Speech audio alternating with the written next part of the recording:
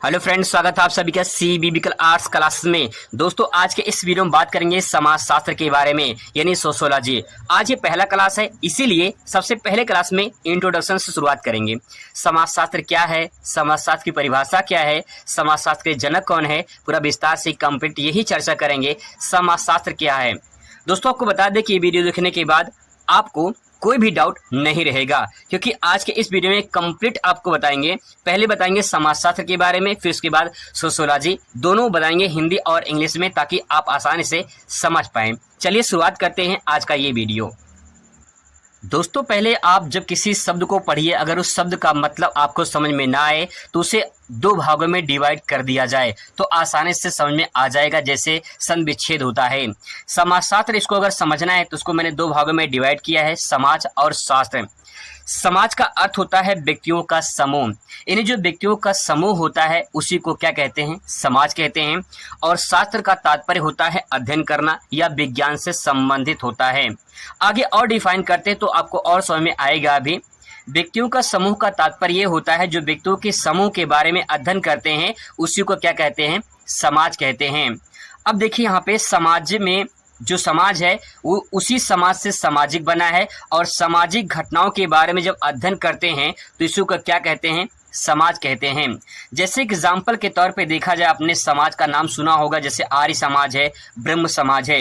इन सामाजिक घटनाओं के बारे में जब हम अध्ययन करते हैं तो एक जो है समाज निकलकर सामने आता है। लेकिन यहाँ पे डिफाइन समाजशास्त्र को नहीं करता है, यहाँ पे बस समाज के बारे में बता रहा है। लेकिन अगर उसको और डिफाइन करते हैं तो आपको आसानी से समझ में आएगा।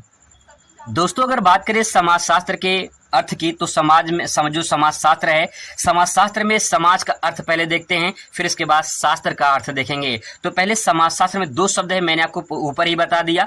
तो समाजशास्त्र में पहले समाज का अर्थ देखेंगे, फिर इसके बाद शास्त्र का अर्थ देखेंगे। तो देखिए, समाज का तात्पर्य क्या होता है, सामाजिक संबंधों की अमूर्त व्यवस्था को समाज कहा जाता है।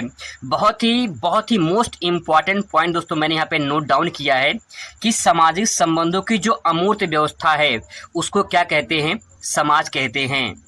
दोस्तों, अगर इसके मतलब को मैं आपको स्पष्ट से रूप से समझाऊं तो आप यहाँ पे दे सकते हैं, सामाजिक संबंधों में जैसे मान लीजिए दो व्यक्ति हैं, ठीक है, बारीकी से समझ लीजिए, आराम से समझाऊंगा मैं आपको। यहाँ पे देख लीजिए, जैसे दो व्यक्ति हैं।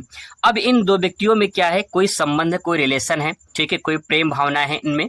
अब यहाँ पे जो प्रेम भावना है ये क्या है, अमूर्त है। अमूर्त का तात्पर्य होता है जो दिखाई ना दे, जो दिखाई ना दे उसे क्या कहते हैं, अमूर्त कहते हैं। जिसकी कोई मूर्त ना हो, जो दिखाई ना दे।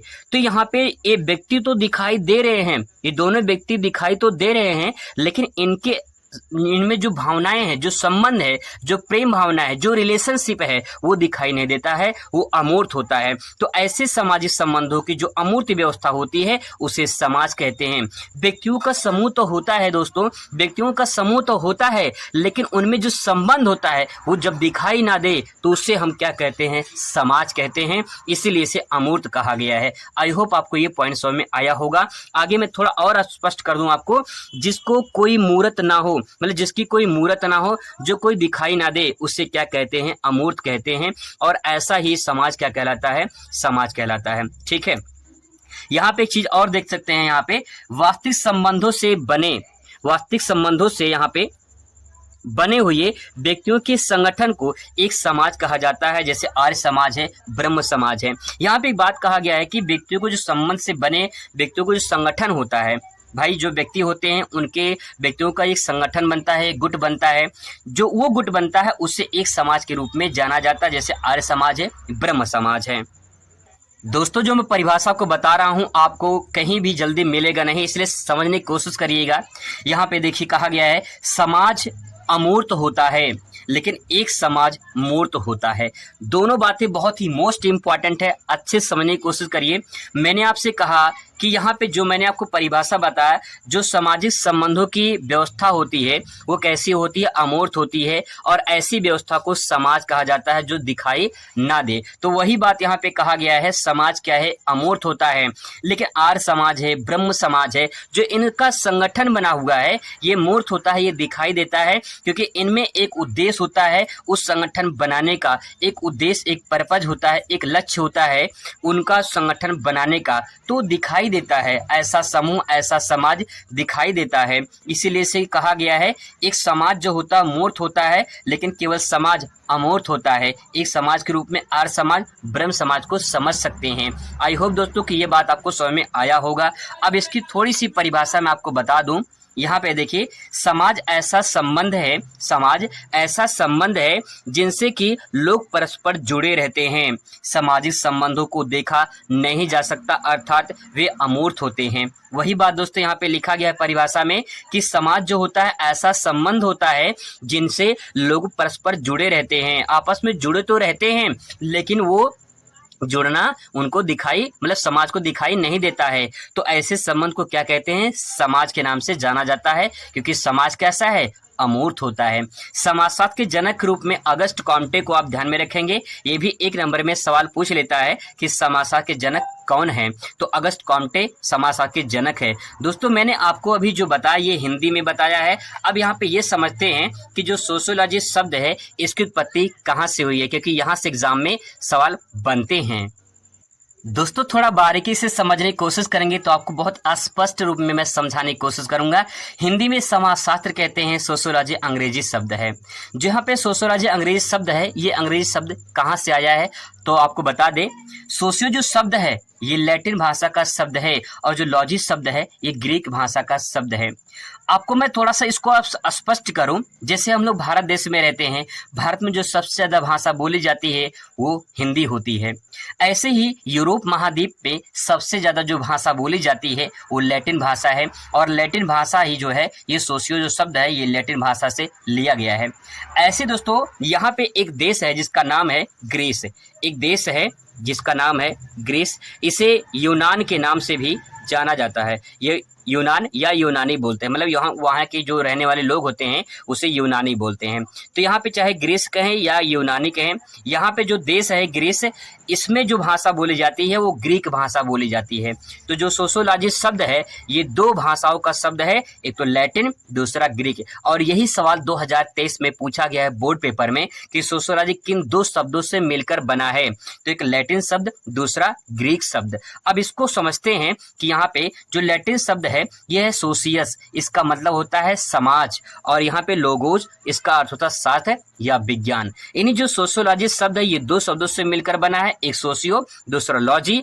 और सोशियो का शब्द का मतलब होता है सोशियस यानी समाज, और लोगोज मतलब शास्त्र या विज्ञान। हम कह सकते हैं समाज का शास्त्र या समाज का विज्ञान। आगे थोड़ा सा और मैं आपको स्पष्ट करूं कि यहाँ पे शाब्दिक जो अर्थ लिखा है यहाँ पे आपको क्लियर हो जाएगा। समाजशास्त्र वह विज्ञान है जिसमें समाज का अध्ययन किया जाता है। दोस्तों यहाँ पे परिभाषा बहुत सिंपल वर्ड में मैंने लिखा है, समाजशास्त्र वह विज्ञान है जिसमें समाज का अध्ययन किया जाता है। अब दोस्तों यहाँ पे एक सवाल ये उत्पन्न होता है, समाजशास्त्र को समाज और शास्त्र को विज्ञान कहा गया है, तो इसको जरा समझते हैं ताकि आपको जो है ये क्लियर हो जाए कि विज्ञान क्यों कहा गया है समाजशास्त्र को। देखिए अगर समाज को बात करें तो व्यक्तियों का वह समूह या समाज है, व्यक्तियों को वह समूह समाज है जिसके सदस्यों के मध्य पारस्परिक या मानसिक या फिर सामाजिक संबंध होते हैं। और संबंध कैसा होता है? अमूर्त होता है। इसके बारे में चर्चा हम लोग पहले ही कर चुके हैं। यानी समाज कैसा होता है? अमूर्त होता है। अब यहाँ पे विज्ञान की अगर बात किया जाए, किसी भी विषय के व्यवस्थित और क्रमबद्ध ज्ञान को क्या कहते हैं? विज्ञान कहते हैं। अब यहाँ पे जो परिभाषा लिखी गई है, किसी भी विषय के व्यवस्थित और क्रमबद्ध ज्ञान को विज्ञान कहते हैं, तो अब समाजशास्त्र और विज्ञान से क्या रिलेटिव है इसको मैंने यहाँ पे जोड़कर बनाया, तो आप इससे आसानी से समझ पाओगे। समाजशास्त्र वह विज्ञान है जिसमें सामाजिक संबंधों का क्रमबद्ध व्यवस्थित और वैज्ञानिक रूप से भी अध्ययन किया जाता है, उसे क्या कहते हैं? समाजशास्त्र कहते हैं। इसीलिए दोस्तों यहाँ पे इसे विज्ञान कहा गया है। देखिए विज्ञान में क्या है? व्यवस्थित है और क्रमबद्ध है। इसीलिए समाजशास्त्र में क्या है? जो सामाजिक संबंध होते हैं वो कैसे होते हैं? क्रमबद्ध होते हैं। कैसे होते हैं? व्यवस्थित होते हैं। और कैसे होते हैं? वैज्ञानिक रूप से उसे अध्ययन जब किया जाता है तब उसे समाजशास्त्र कहा जाता है। आई होप आपको समझ में आया होगा। भारतीय समाज है, अध्याय पहले शुरुआत करते हैं हम लोग। भारतीय समाज एक परिचय। इस पूरे चैप्टर में आपको इतना समझने को मौका मिलेगा कि भारतीय समाज क्या है, भारतीय समाज का परिचय क्या है, इसके बारे में पूरा विस्तार से आपको बताएंगे। दोस्तों अगर आप पूरा वीडियो देख लेते हैं तो आपके इस वीडियो में पूरा लेसन जो है कंप्लीट हो जाएगा और अच्छे तरीके से याद भी करवा देंगे। चलिए शुरुआत करते हैं आज का ये वीडियो। समाजशास्त्र क्या होता है इसके बारे में पिछले वीडियो में दोस्तों आपको बता चुका हूं, अच्छे तरीके से मैंने समझाया था। अगर आप उस वीडियो को नहीं देखे हैं तो उसे एक बार जरूर देखें। देखिए भारतीय समाज है, तो यहाँ पे भारतीय समाज को समझने के लिए हमने थोड़ा सा पॉइंट लिखा है ताकि जो है आपको अच्छे से समझा सके। यहाँ पे देखिए भारतीय समाज है, भारतीय समाज का तात्पर्य ये होता है कि औपनिवेशिक काल में हमारे समाज में एक विशिष्ट भारतीय चेतना जागृत हुई। भारत में उपनिवेश वाद ने ही राष्ट्रवाद को जन्म दिया। अब यहाँ पे जो इसका मतलब लिखा है, जो यहाँ पे लिखा गया है, इसका मतलब मैं आपको बता दूं तो देखिए औपनिवेशिक काल का मतलब ये होता है कि जब कोई एक देश, एग्जाम्पल के माध्यम से समझाते हैं, जैसे मान लीजिए एक देश है, चाइना को ले लेते हैं, ठीक है, चाइना देश है। जब ये चाइना देश, जैसे मान लीजिए आप सभी को अच्छे से पता होगा कि तिब्बत पर जो है चाइना का कब्जा है। चीन जो है शक्तिशाली देश है। जब कोई शक्तिशाली देश किसी गरीब देश पर या किसी ऐसे छोटे देश पर कब्जा कर ले तो उसे कहा जाता है उपनिवेश। उसे क्या कहा जाता है? उसे कहा जाता है उपनिवेश कहा जाता है, उसे उपनिवेश कहा जाता है। और फिर इसके बाद जो वहाँ के जो लोग होते हैं उस उपनिवेश के द्वारा जो बनाए गए शासन होते हैं, जो कानून होते हैं, उसको लागू करते हैं, मतलब फॉलो करते हैं, तो उसी को कहते हैं औपनिवेशिक काल। काल मतलब समय। जो औपनिवेशिक काल है, जो एक देश है जो शक्तिशाली है, जब किसी छोटे देश को कब्जा कर लेता है तो वही क्या कहलाता है? औपनिवेशिक काल कहलाता है। अगर यहाँ पे भारत का एग्जाम्पल लेते हैं तो भारत भी कभी अंग्रेजों का गुलाम था। अब दोस्तों यहाँ पे जब अंग्रेजों का गुलाम था तो भारत के जो लोग थे औपनिवेशिक काल कहलाते हैं। तो उस टाइम पे बात हो रही कि जब भारत अंग्रेजों का गुलाम था तो उस टाइम पे औपनिवेशिक काल में भारत में क्या जो है परिवर्तन हुए थे, क्या समाज था उस टाइम पे, वही इसमें बताया गया है। दोस्तों आई होप कि आपको ये क्लियर हो चुका होगा। वही बात यहाँ पे कहा गया है कि औपनिवेशिक काल यानी जब भारत ब्रिटिश का गुलाम था उस टाइम पे समाज में एक विशिष्ट भारतीय चेतना जागृत हुई। जैसे आपने नाम सुना होगा भारत छोड़ो आंदोलन। ये जो आंदोलन उत्पन्न हुआ था वो कहीं न कहीं भारत में जो भारत के वासी थे उनमें एक ऐसी चेतना उत्पन्न हुई जिससे देश को आजाद करा दिया। ऐसी दोस्तों आपको चीजों को समझना है बारीकी से। इसके बाद कहा गया है भारत में उपनिवेशवाद ने ही राष्ट्रवाद को जन्म दिया। अब यहाँ पे क्वेश्चन मार्क ये होता है कि राष्ट्रवाद क्या है, आगे आपको सब कुछ बता देंगे, कोई डाउट नहीं रहेगा। इसके बाद दोस्तों आपका यहाँ पे बहुत प्यारा प्रश्न बनेगा यहाँ पे कि भारतीय समाज की विशेषताएं क्या है। आपसे सवाल पूछ लेगा भारतीय समाज की विशेषता क्या है, तो आपको यहाँ पे लिखना क्या है। देखिए भारतीय समाज में आपको अनेकता में एकता देखने को मिलेगी। अगर इसको हम समझाएं तो आप ऐसे समझ सकते हैं, भारत में अनेक धर्म हैं, आप सभी अच्छे से जानते हैं, हिंदू मुस्लिम सिख ईसाई जाति भी हैं, ठीक है। तो भारत में अनेक धर्म और जाति के लोग रहते हैं जो एकता का सबसे बड़ा प्रतीक होता है। इतने बड़े देश में भारत के विभिन्न प्रकार के जो है जाति धर्म के लोग रहते हैं और उनको एकता में बांधना एक बहुत बड़ी चुनौती होती है। तो दोस्तों यहाँ पे हम कह सकते हैं अनेकता में एकता भारतीय समाज में देखने को मिलती है। इस तरह से आप जो है सेंटेंस को अगर पढ़ेंगे समझेंगे तो आपको जो है याद करने की जरूरत नहीं पड़ेगी, आसानी से याद हो जाएगा। आगे बढ़ते हैं और थोड़ा सा कुछ पॉइंट है उनको भी देखते हैं। संयुक्त परिवार प्रणाली भारतीय समाज में अगर देखा जाए तो संयुक्त परिवार प्रणाली देखने को मिलता है। अगर मैं थोड़ा सा आपको और डिफाइन करूं तो आप इसको अच्छे से समझ सकते हैं कुछ इस प्रकार से डायग्राम के माध्यम से। अगर यहाँ पे देखिए परिवार है जो कि यहाँ पे एक जो बड़े हैं यहाँ पे इनको दोनों मुखियों को समझ ले सकते हैं और इनके बच्चे हैं, 4 बच्चे हैं मान लेते हैं और इनकी फैमिली है। ये पूरी फैमिली एक ही घर में रहती है। तो जब पूरी फैमिली एक ही घर में रहे तो उसे संयुक्त परिवार जो है कहा जाता है। संयुक्त का मतलब कंबाइन होता है, परिवार का मतलब होता है जिस परिवार में या फिर जो है जहाँ पे एक से अधिक या 2-4 सदस्य मिलकर रहते हैं उन्हें परिवार कहा जाता है। प्रणाली मतलब होता है सिस्टम, एक ऐसी परंपरा, एक ऐसी सिस्टम, एक ऐसा तंत्र है जो परिवार को एक साथ जोड़ता होता है। आगे यहाँ पे ले सकते हैं, भारत में प्राचीन काल से संयुक्त परिवार की जो प्रथा वो चली आ रही है, आप सभी अच्छे से जानते हैं। हालांकि आज के डेट में वर्तमान में वो ज्यादातर एकांकी परिवार को लोग अपनाते हैं। अब संयुक्त परिवार देखने को बहुत कम मिलता है, लेकिन प्राचीन काल में अगर देखा जाए तो यहाँ पे संयुक्त परिवार प्रणाली जो है आपको ज्यादा देखने को मिलती है। तो दोस्तों ये डायग्राम भी आप यहाँ पे समझ सकते हैं और इसको पेपर में बना भी सकते हैं। आगे दोस्तों यहाँ पे जो पॉइंट लिखा गया है उसको मैं आपको अच्छे समझा दूंगा, बस आपको यहाँ पे पॉइंट ध्यान में रखना है, क्योंकि पॉइंट सबसे मोस्ट इंपॉर्टेंट होता है। आप सभी को अच्छे से पता है कि जो भारतीय समाज है उसमें जाति व्यवस्था देखने को मिलती है। बिल्कुल आपको जाति व्यवस्था देखने को मिलेगी। पितृसत्तात्मक परिवार मतलब कि पितृसत्तात्मक मतलब होता है कि परिवार में पिता का ही सत्ता होता है और पिता ही परिवार को चलाता है। तो ये भारतीय समाज की एक विशेषता बन जाती है। इसके बाद धर्म की प्रधानता। धर्म की प्रधानता में हम बात कर सकते हैं कि धर्म जैसे किसी का हिंदू है, किसी का जो मतलब धर्म जो है, किसी का मुस्लिम, सिख, ईसाई, अलग जो धर्म है अपने अपने धर्म को सब लोग मानते हैं और उनका प्रचार प्रसार कर सकते हैं। तो ये धर्म की प्रधानता भी अलग अलग भारतीय समाज में देखने को मिलती है।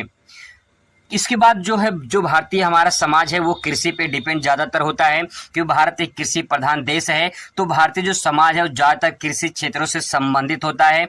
इसीलिए भारतीय समाज में कृषि समाज को भी जोड़ा जाता है, क्योंकि भारतीय जो समाज होती है वो ज़्यादातर गाँव में लोग रहते हैं और गाँव के लोग क्या करते हैं, कृषि करते हैं। तो ऐसे दोस्तों आप पॉइंट को लिखना होगा और आराम से आप चीज़ों को समझ सकते हैं। इसके बाद दोस्तों लिख सकते हैं कर्म एवं पुनर्जन्म में विश्वास। देखिए भारतीय समाज में एक बहुत बड़ी परंपरा है जो प्राचीन काल से चली आ रही है। लोग अपने कर्म में विश्वास करते हैं कि जो हमारे कर्म में लिखा होगा वही हमको मिलेगा। कुछ लोग ऐसा मानते हैं कि पुनर्जन्म में भी विश्वास करते हैं। ऐसे बहुत सारी खबरें आती हैं, बहुत सारे न्यूज भी देखने को मिलते हैं कि लोग अपने पुनर्जन्म में विश्वास करते हैं। तो भारतीय समाज की ये भी एक विशेषता, बहुत बड़ी विशेषता बन जाती है। इसके बाद दोस्तों विवाह के रूप में अगर बात की जाए तो देखिए जो विभिन्न प्रकार के धर्म हैं, जातियां हैं, उनमें अलग अलग प्रकार से विवाह के रूप देखने को मिलते हैं। तो भारतीय समाज की एक परंपरा है और कहीं न कहीं भारतीय समाज में एक बहुत बड़ी विशेषता बन जाती है विवाह के रूप को। अगर बात करें जैसे कि विवाह में बहुविवाह भी चलता है और जो है बहुत सारे ऐसे लोग होते हैं जो कई सारे विवाह करते हैं, बहुत सारे लोग होते हैं जो विवाह नहीं करते हैं। तो ऐसी परंपराएं भारतीय समाज में देखने को मिलती है। इसके बाद दोस्तों यहाँ पे हम लिख सकते हैं सामाजिक और सांस्कृतिक, ये दो पॉइंट। सामाजिक मतलब ये होता है भारतीय समाज में जो विभिन्न प्रकार के जाति के धर्म के लोग रहते हैं उनको कहीं न कहीं समाज से जोड़कर चलना पड़ता है और वही सामाजिक परंपराएं कहलाती हैं। सांस्कृतिक परिवर्तन मतलब ये कह सकते हैं कि विभिन्न प्रकार के जो अलग अलग जाति धर्म होते हैं उनमें उनकी अलग अलग संस्कृति होती है, उसके आधार पे समाज जो है अपने आप को स्थापित करता है। तो ये भी दोस्तों भारतीय समाज की बहुत बड़ी विशेषता बन जाती है। ये कुछ पॉइंट थे जो पॉइंट ये मैंने बताया है, वो प्रश्न आपका बन सकता है भारतीय समाज की विशेषताएं। इसके बाद दोस्तों यहाँ पे कुछ सवाल ऐसे बनते हैं जैसे कि उपनिवेश क्या होता है, औपनिवेशिक क्या होता है, राष्ट्रवाद क्या होता है। ये आपसे एग्जाम में पूछा जा सकता है। अगर आपसे पेपर में पूछता है कि उपनिवेशवाद से आप क्या समझते हैं तो इसको कैसे लिखेंगे, बहुत स्पष्ट शब्दों में आपको बताने वाले हैं। देखिए उपनिवेशवाद का तात्पर्य क्या होता है। उपनिवेश स्थापित होता है, कैसे होता है, साम्राज्यवाद के कारण। जो उपनिवेशवाद होता है वो साम्राज्यवाद के कारण स्थापित होता है। अब यहाँ पे आपके मन में एक सवाल उत्पन्न होगा कि साम्राज्यवाद क्या होता है। तो यहाँ पे मैं अगर आपको एक लाइन में समझाना चाहूँ तो आप ऐसे समझ सकते हैं, जैसे मान लीजिए ये किसी का जमीन है, ठीक है, इसके बाद जो है ये मान लेते हैं ये एक जो है डिवाइडर है, इसके बाद जो है किसी दूसरे का जमीन है। जब ये व्यक्ति मान लेते हैं कोई व्यक्ति है, जब ये व्यक्ति किसी दूसरे का जमीन जो है कब्जा कर ले और उससे अपना अपना साम्राज्य बना ले, बिना कोई खरीदे जमीन अपने आप को स्थापित कर ले, पूरा यहाँ तक साम्राज्य बना ले, तो इसी को साम्राज्यवाद कहा जाता है। प्राचीन काल में राजा महाराजा ऐसे ही करते थे, लड़ाई लड़के जो है किसी दूसरे का साम्राज्य अपने साम्राज्य में मिला लेते थे, तो उसी को साम्राज्यवाद कहा जाता है। अब इसके बाद दोस्तों साम्राज्यवाद में ऐसे ही जो है बहुत सारे उपनिवेश के निर्माण हुआ। आगे इसको और डिफाइन करते हैं ताकि जो है आपको आसानी से समझ में आ जाए। उपनिवेशवाद में इसको उपनिवेश और वाद के रूप में देखा जा सकता है। जैसे बात करें उपनिवेश, जैसे मान लो आप कहीं पे निवेश करते हैं, कुछ पूंजी लगाते हैं, तो आप जब पूंजी लगाएंगे तो उसमें कहें कि आपका कुछ हिस्सा बन जाता है, ठीक है। तो जो हिस्सा बनता है इसका मतलब है धीरे धीरे करते करते वो पूरा अगर कब्जाने की कोशिश कर ले तो उसी को उपनिवेशवाद कहा जाता है। वाद का सिस्टम मतलब ये होता है कि जब किसी शब्द के लास्ट में वाद लग जाए तो समझ लें कि वो परंपराएं चल रही हैं। इसका मतलब ये है कि कहीं न कहीं उपनिवेशवाद जो है ये परंपराएं चल रही हैं। अगर इसको थोड़ा सा डिफाइन करते हैं तो आप ऐसे समझ सकते हैं, जब एक शक्तिशाली देश किसी दूसरे कमजोर देश को कब्जा कर ले और अपने शासन स्थापित कर लेता है तो उसे उपनिवेशवाद कहा जाता है। इसको ऐसे भी समझ सकते हैं जैसे साम्राज्यवाद का तात्पर्य में जो उपनिवेशवाद की उत्पत्ति हुई है उसका सबसे बड़ा कारण साम्राज्यवाद होता है। तो यहाँ पे इसको परिभाषा को दोनों को समझने की कोशिश करेंगे ताकि जो है आपको आसानी से क्लियर हो जाए। जब कोई देश अपना साम्राज्य स्थापित करता है या विस्तारित करता है अर्थात दूसरे क्षेत्र को अपने साम्राज्य में शामिल कर लेता है तो उसे साम्राज्यवाद कहा जाता है। जैसे कि एग्जाम्पल के तौर पे चीन का साम्राज्य जो है देख सकते हैं तिब्बत पर है, यानी चीन का कब्जा है तिब्बत पर, तो उसका चीन का साम्राज्य विस्तार हो चुका है। अगर बात करें तो अगर आपसे पूछ लेता औपनिवेशिक क्या होता है तो यहाँ पे कह सकते हैं उपनिवेश में रहने वाले व्यक्ति, यानी जब कोई व्यक्ति या जब कोई देश किसी छोटे देश को कब्जा कर लेता है तो वहां के जो लोग होते हैं वो औपनिवेशिक कहलाते हैं। जिस देश में राजनीतिक, आर्थिक, सामाजिक और सांस्कृतिक बदलाव आते हैं तो जो औपनिवेशिक होते हैं, जैसे भारत की बात किया जाए, भारत जब ब्रिटिश सरकार का गुलाम था, यानी ब्रिटिश का जब गुलाम था तो उस टाइम पे क्या हो रहा था कि जो भारत के लोग थे वो राजनीतिक रूप से, आर्थिक रूप से, सामाजिक रूप से और सांस्कृतिक रूप से कहीं न कहीं ब्रिटिश के काम कर रहे थे, तो उसमें बदलाव देखने को आते हैं।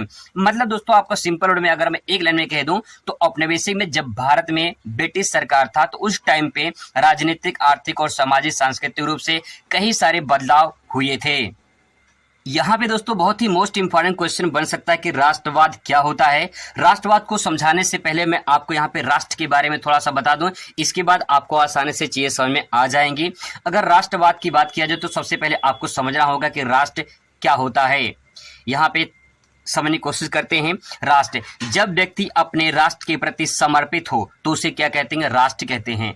जब कोई व्यक्ति अपने राष्ट्र के प्रति, अपने देश के प्रति अपने आप को समर्पित कर दे। यहाँ पे देखिए, राष्ट्र के प्रति निष्ठा, उसकी प्रगति और उसके प्रति सभी नियम आदर्शों को बनाए रखने के सिद्धांत है राष्ट्र। इसको अगर आप समझ गए होंगे तो यहाँ पे जो है राष्ट्रवाद जो है इसको आसानी से समझ पाएंगे कि अपने राष्ट्र के प्रति सोच और प्रेम की भावना का विकास करना ही राष्ट्रवाद कहलाता है। आप जिस देश के रहने वाले हैं उस देश की अगर गुणगान करते हैं, उस देश के बारे में सोचते हैं, यानी अगर भारत में रहते हैं तो भारत के बारे में सोचे, भारत के विकास के बारे में सोचे। अगर आप ऐसा सोचते हैं तो कहें कि आपके अंदर राष्ट्र की भावना है, आपके अंदर जो है राष्ट्रवाद है। दोस्तों इसके बारे में यहाँ पे ये परिभाषा ले सकते हैं। इसके बाद यहाँ पे दूसरी परिभाषा भी ले सकते हैं कि राष्ट्रवाद एक ऐसी भावना है जो सामाजिक, राजनीतिक, सांस्कृतिक तथा भौगोलिक में एकता में एकीकृत करता है। मतलब ये है कि अगर राष्ट्रवाद आपके अंदर है, राष्ट्र की भावना आपके अंदर है, तो आप सामाजिक रूप से, यानी सामाजिक स्तर पर आप काम करेंगे, राजनीतिक रूप से आप काम करेंगे, सांस्कृतिक रूप से काम करेंगे और भौगोलिक रूप से, यानी भारत में जो विभिन्न प्रकार की भौगोलिक परिवर्तन होते हैं, अगर उन सबको मिलाकर आप एक काम करते हैं, मतलब देश के प्रति अपने को समर्पित करते हैं, एकीकृत करते हैं अपने आप को, तो कहीं न कहीं आपके अंदर राष्ट्र की भावना है, उसी को राष्ट्रवाद कहा जाता है। आई होप दोस्तों आपको समझ में आया होगा। अब यहाँ पे लास्ट क्वेश्चन बनता है पहले चैप्टर से, इसके बाद ये चैप्टर फिनिश हो जाएगा बहुत ही कम समय में और शॉर्ट टर्म में। मैंने उसको बताया है 100% की गारंटी, इससे बाहर आपके एग्जाम में नहीं आने वाला है, इतना भरोसा विश्वास करिए। इसके बाद दोस्तों यहाँ पे जो क्वेश्चन बनेगा पूछ सकता है आपसे भारतीय समाज पर पाश्चात्य संस्कृति का प्रभाव अथवा भारतीय समाज में परिवर्तन को बताइए। ये क्वेश्चन बहुत ही मोस्ट इंपॉर्टेंट है। भारतीय समाज पर पाश्चात्य संस्कृति, पाश्चात्य मतलब होता है पश्चिम, यानी जब भारत को, अगर आप भारत को देखिए संसार में, तो भारत जो है, भारत के पश्चिम में यूरोप है और यूरोप से ही लोग भारत में आए थे, तो इसी को पाश्चात्य संस्कृति कहते हैं। यहाँ पे दोस्तों अगर बात करें सामाजिक परिवर्तन क्या हुए थे, तो आप यहाँ पे कह सकते हैं पाश्चात्य संस्कृति अर्थात पश्चिमी देश का प्रभाव से भारतीय समाज में काफी परिवर्तन देखने को मिला है, जो निम्नलिखित है। जो दोस्तों अलग अलग प्रकार से जो है, जैसे आप सभी को पता है अंग्रेज आए, डच आए, फ्रांसीसी आए, तो ये जब भारत में आए थे तो उनके आने से भारतीय समाज में कुछ परिवर्तन हुए थे, उन परिवर्तनों को बताना है। आइए देखते हैं क्या क्या परिवर्तन हुए थे। इसको बस पॉइंट में समझ लीजिए, बाकी जो है इसको मैं व्याख्या कर दूंगा और आप आसानी से इसको समझ जाएंगे। देखिए, जाति प्रथा में कमी। जो जाति प्रथा है ये कहीं न कहीं जब ब्रिटिश सरकार का गुलाम था भारत, तो उस टाइम पे जो है जाति प्रथा, बहुत सी जाति प्रथाएं थी। अलग अलग जाति के लोग थे, उच्च जाति निम्न जाति का शोषण कर रहे थे, जिसके कारण जो है एक बहुत बड़ी कुप्रथा जो है सामने आई थी जाति प्रथा को लेकर। तो कहीं न कहीं इसमें जो है कमी देखने को मिलती है। इसके बाद दोस्तों धर्म के प्रभाव में कमी आती है। बहुत ऐसे लोग थे जो अपने धर्म में मतलब कि कहते थे कि हम इस धर्म के हैं, हम उस धर्म के हैं, और धर्म को आपस में लड़ते थे लोग। जैसे हिंदू मुस्लिम को अंग्रेज जब लड़ाते थे, तो उस टाइम पे जो है कहीं के अपने धर्म की भावना थी, तो उसमें कहीं न कहीं जो है एक कमी आई, जिसके कारण जो है ये सामने आया कि सभी समाज के जो विभिन्न करके धर्म हैं भारत में, वो सभी एक जैसे हैं। इसके बाद दोस्तों देखने को मिलता है रीति रिवाजों में परिवर्तन। जो विभिन्न प्रकार की रीति रिवाजें हैं, पुरानी परंपराएं हैं, प्राचीन जो है कुछ ऐसी चीजें हैं जिसको लेकर अभी भी समाज में परिवर्तन देखने को नहीं मिलता है। तो ऐसी रीति रिवाजों में जो है उस टाइम पे भी परिवर्तन कुछ हुए थे। इसके बाद दोस्तों सबसे बड़ी मोस्ट इंपॉर्टेंट पॉइंट यहाँ पे बनता है कि स्त्रियों की स्थिति में परिवर्तन। स्त्रियों को शिक्षा ग्रहण करने की जो है कोई अनुमति नहीं थी, लेकिन जो है ब्रिटिश सरकार में स्त्रियों की शिक्षा को बहुत आगे बढ़ाया गया, तो कहीं की स्थिति में परिवर्तन आया, उनके बदलाव आया, कुछ ना कुछ और बहुत ज्यादा समाज में परिवर्तन हुए। इसके बाद दोस्तों लिख सकते हैं विवाह स्वरूप में परिवर्तन। जो प्राचीन में देखा जाए तो भारत में बहुत सारी ऐसी परंपराएं थी, जिसके कारण जो है जो विवाह होता था वो अलग तरीके से होता था, लेकिन आज की डेट में आपको विवाह में कुछ अलग दिखाई देता होगा। ऐसी पॉइंट बस आपको समझना है, आगे 2-3 लाइन आपको लिख देनी है। इसके बाद दोस्तों शिक्षा पर प्रभाव। आप सभी को अच्छे से पता होगा, जब ब्रिटिश सरकार आई थी तो उस टाइम पे शिक्षा का प्रसार बहुत ज्यादा हो गया था। इसके बाद जो है कहीं न कहीं शिक्षा के माध्यम से भारत में एक नई क्रांति आई। इसके बाद यहाँ पे आर्थिक परिवर्तन, राजनीतिक परिवर्तन, सामाजिक परिवर्तन, ये तीनों मैं आपको अगर एक लाइन में कह दूं तो देखिए, आप सभी अच्छे जानते हैं जब ब्रिटिश सरकार भारत में थी, मतलब ब्रिटिश जब यहाँ पे भारत में थे, तो यहाँ पे जो है उनका उद्देश्य था जो है व्यापार करना। तो व्यापार करते थे, उससे कहीं के उनको पैसा कमाना था। तो आर्थिक का मतलब ये होता है जब किसी काम में पूंजी मिले, पैसा मिले, आय मिले, तो उसे कहेंगे आर्थिक क्रिया। ठीक है, अब उसमें कहीं की भारत में भी कुछ ब्रिटिश आए थे, यहाँ पे अपना कंपनी लगाए थे, तो उससे कहीं कहीं आर्थिक परिवर्तन हुए थे। राजनीति में बदलाव बहुत सारे हुए थे, कहीं कहीं देखने को मिला था, और सामाजिक परिवर्तन भी देखने को मिलता है। सभ्यता अगर बात करें, सभ्यता में तो देखिए आप सभी को अच्छे से पता, जिससे आपने सिंधु घाटी सभ्यता का नाम सुना होगा, तो ऐसी सभ्यताएं भी, उनमें भी परिवर्तन देखने को मिलते हैं, कुछ बदलाव देखने को मिलते हैं। तो दोस्तों ये 10 पॉइंट थे जिसे आप आसानी से समझ सकते हैं और इसे लिख सकते हैं। यहाँ से जो क्वेश्चन बन सकते हैं वो क्वेश्चन मैंने यहाँ पे नोट डाउन कर लिया है। जैसे कि आपको बता दें, क्वेश्चन पूछ सकता है भारतीय समाज की मौलिक विशेषताओं की विवेचना कीजिए। क्वेश्चन पूछ सकता है उपनिवेशवाद क्या है, औपनिवेशिक काल क्या है, साम्राज्यवाद से क्या तात्पर्य है, राष्ट्र से क्या आशय है, राष्ट्रवाद से आप क्या समझते हैं, भारतीय समाज में परिवर्तनों को विवेचना कीजिए। पूछ सकता है कि पाश्चात्य संस्कृति ने भारतीय जाति प्रथा को कैसे प्रभावित किया। तो दोस्तों इस टाइप से क्वेश्चन यहाँ पे पूछे जा सकते हैं, जो मैंने आपको कवर कर। दूसरा अध्याय है भारतीय समाज की जनसांख्यिकी संरचना। मोस्ट इंपॉर्टेंट है, अति लघुत्तरीय, जो लघुत्तरीय प्रश्न पूछे जाते हैं पहले उनको कवर करने वाले हैं। पहला प्रश्न यहाँ पे है दोस्तों, माल्थस की जनसंख्या वृद्धि सिद्धांत से आप क्या समझते हैं। इस बात को समझने की कोशिश करिए, यहाँ पे क्या लिखा गया है। पहला पॉइंट ये है कि माल्थस एक अर्थशास्त्री हैं और जनसंख्या वृद्धि सिद्धांत, यहाँ पे इन्होंने कुछ सिद्धांत दिए हैं। वो सिद्धांत क्या है, वो प्रिंसिपल्स क्या है, वो थ्योरीज क्या हैं, उसी को समझना है। तो माल्थस के अनुसार सिद्धांत क्या कहता है जनसंख्या वृद्धि के बारे में। इन्होंने कहा है कि जनसंख्या जो होती है दुगुनी रफ्तार से बढ़ती है, यानी बढ़ रही है। अर्थात ये कह सकते हैं कि दुगुनी रफ्तार का मतलब जैसे कि 1, 2, 4, 8, 16, 32, यानी 2 दूनाई 4, 4 दूनाई 8, 8 दूनाई 16, 16 दूनाई 32, 32 दूनाई 64, ऐसे बढ़ रहा है ये। यानी यहाँ पे आप देखोगे आंकड़ा, तो ये दुगुनी रफ्तार से बढ़ रहा है। जनसंख्या कैसी बढ़ रही है, दुगुनी रफ्तार से बढ़ रही है। वहीं दोस्तों अगर खाद्यान्न की बात करें तो खाद्यान्न समान गति से बढ़ रहा है। अर्थात इस बात को ऐसे भी ले सकते हो 1, 2, 3, 4, 5, 6, 7, 8 ऐसे नॉर्मल, यानी इसको हम अंकगणितीय रफ्तार से कह सकते हैं और इसको कहते हैं ज्यामितीय रफ्तार से बढ़ रही है। इसका मतलब दोस्तों ये है, बहुत सिंपल वर्ड में अगर मैं एक लाइन में इसको समझा दूं, ये आपका क्वेश्चन जो है 1 नंबर में पूछा जाएगा कि माल्थस जनसंख्या वृद्धि सिद्धांत क्या दिया है। तो इन्होंने कहा है जनसंख्या बहुत तेजी तेज़ी से बढ़ रहा है, ये ग्राफ बहुत तेज़ी से ऊपर उठ रहा है।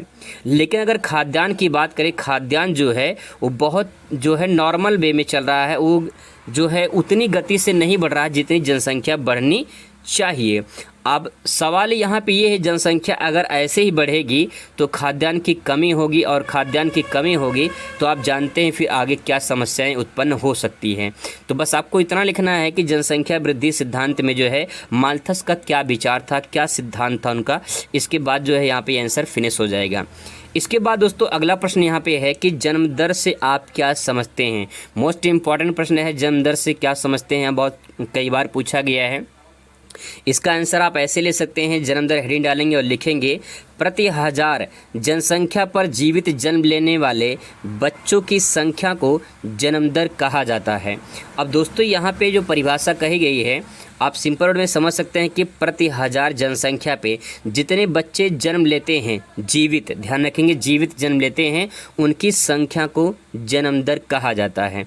इसका फार्मूला होता है जन्म दर निकालने का, जीवित जन्म लेने वाले बच्चों की संख्या बटे उस क्षेत्र की कुल जनसंख्या कितनी है, इसके बाद गुणे 1000 कर देते हैं तो वो जो आंकड़ा होता है जन्म दर का वो निकल जाता है।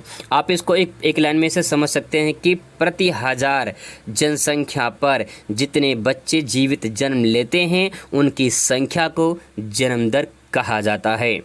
अगला प्रश्न दोस्तों है, बहुत ही इंपॉर्टेंट प्रश्न है कि अनुकूलतम या फिर आदर्श जनसंख्या से आप क्या समझते हैं। इसी क्वेश्चन को अलग अलग तरीके से पूछा जा सकता है, बस आपको इतना ध्यान में रखना है कि आदर्श जनसंख्या होती क्या है। दोस्तों यहाँ पे नाम से ही स्पष्ट है आदर्श मतलब क्या होता है, आप समझ रहे होंगे। अब देखिए इसको आंसर लिखना, आदर्श जनसंख्या से तात्पर्य उस जनसंख्या से है जिससे सभी को रोजगार प्राप्त हो और प्रति व्यक्ति आय में वृद्धि हो।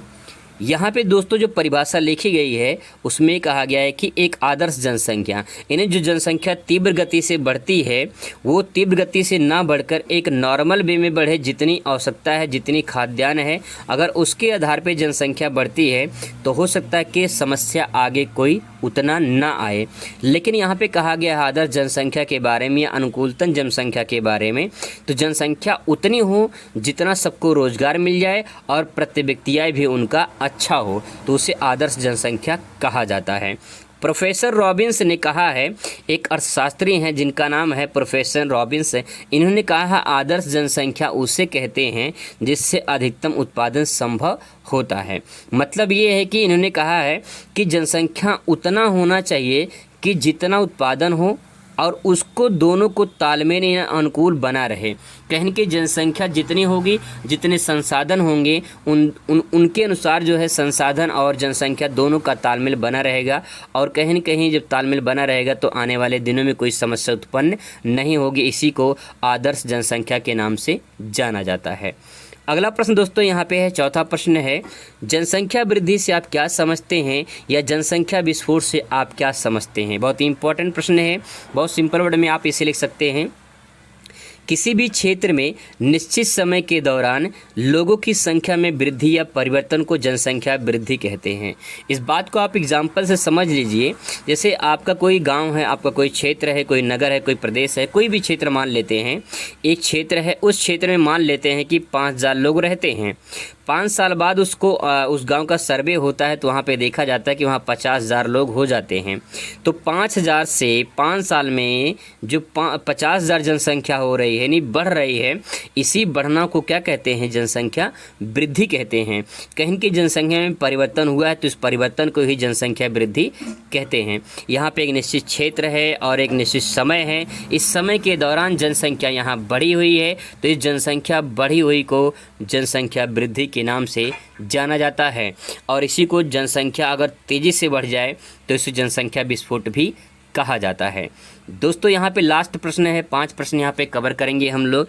लास्ट प्रश्न है 5वां, स्त्री पुरुष अनुपात से आप क्या समझते हैं अथवा लिंगानुपात क्या है। बहुत ही सिंपल वर्ड में इसे आप ले सकते हैं कि प्रति 1000 पुरुषों के पीछे महिलाओं की जो संख्या होती है उसी को लिंगानुपात कहा जाता है।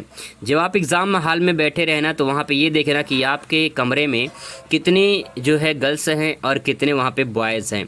इन दोनों का जो अनुपात होगा उसी को लिंगानुपात कहा जाता है। है। यहाँ पे वही परिभाषा लिखा गया कि प्रति 1000 पुरुषों के पीछे जो महिलाओं की संख्या होती है उसी संख्या को लिंगानुपात कहा जाता है। तो हमारा तीसरा है, और यहाँ पे सामाजिक संस्थाएं, ये चैप्टर का नाम है निरंतरता और परिवर्तन। आइए शुरुआत करते हैं कुछ इंपॉर्टेंट क्वेश्चन जो इस चैप्टर से पूछे जा सकते हैं। पूरा बेहतरीन तरीके से आपको समझाने की कोशिश करेंगे। चलिए शुरुआत करते हैं। पहला क्वेश्चन है जो कई बार पूछा गया एग्जाम में, जाति को परिभाषित कीजिए। बहुत ही सिंपल वर्ड में आप आसानी से समझने वाले हैं, बस रट्टा नहीं मारना है, केवल चीज़ों को समझना है कि जाति आखिर होती क्या है। आइए समझने की कोशिश करते हैं जाति को। तो जाति देखिए जन्म पर आधारित होती है। बहुत ही सिंपल वर्ड में एक लाइन में अगर आप परिभाषा समझना चाहते हैं तो जो जाति होती है वो जन्म पर आधारित होती है। जो कोई भी बच्चा जिस जाति में जन्म ले लेता है उसकी जाति उसके नाम के साथ लग जाती है।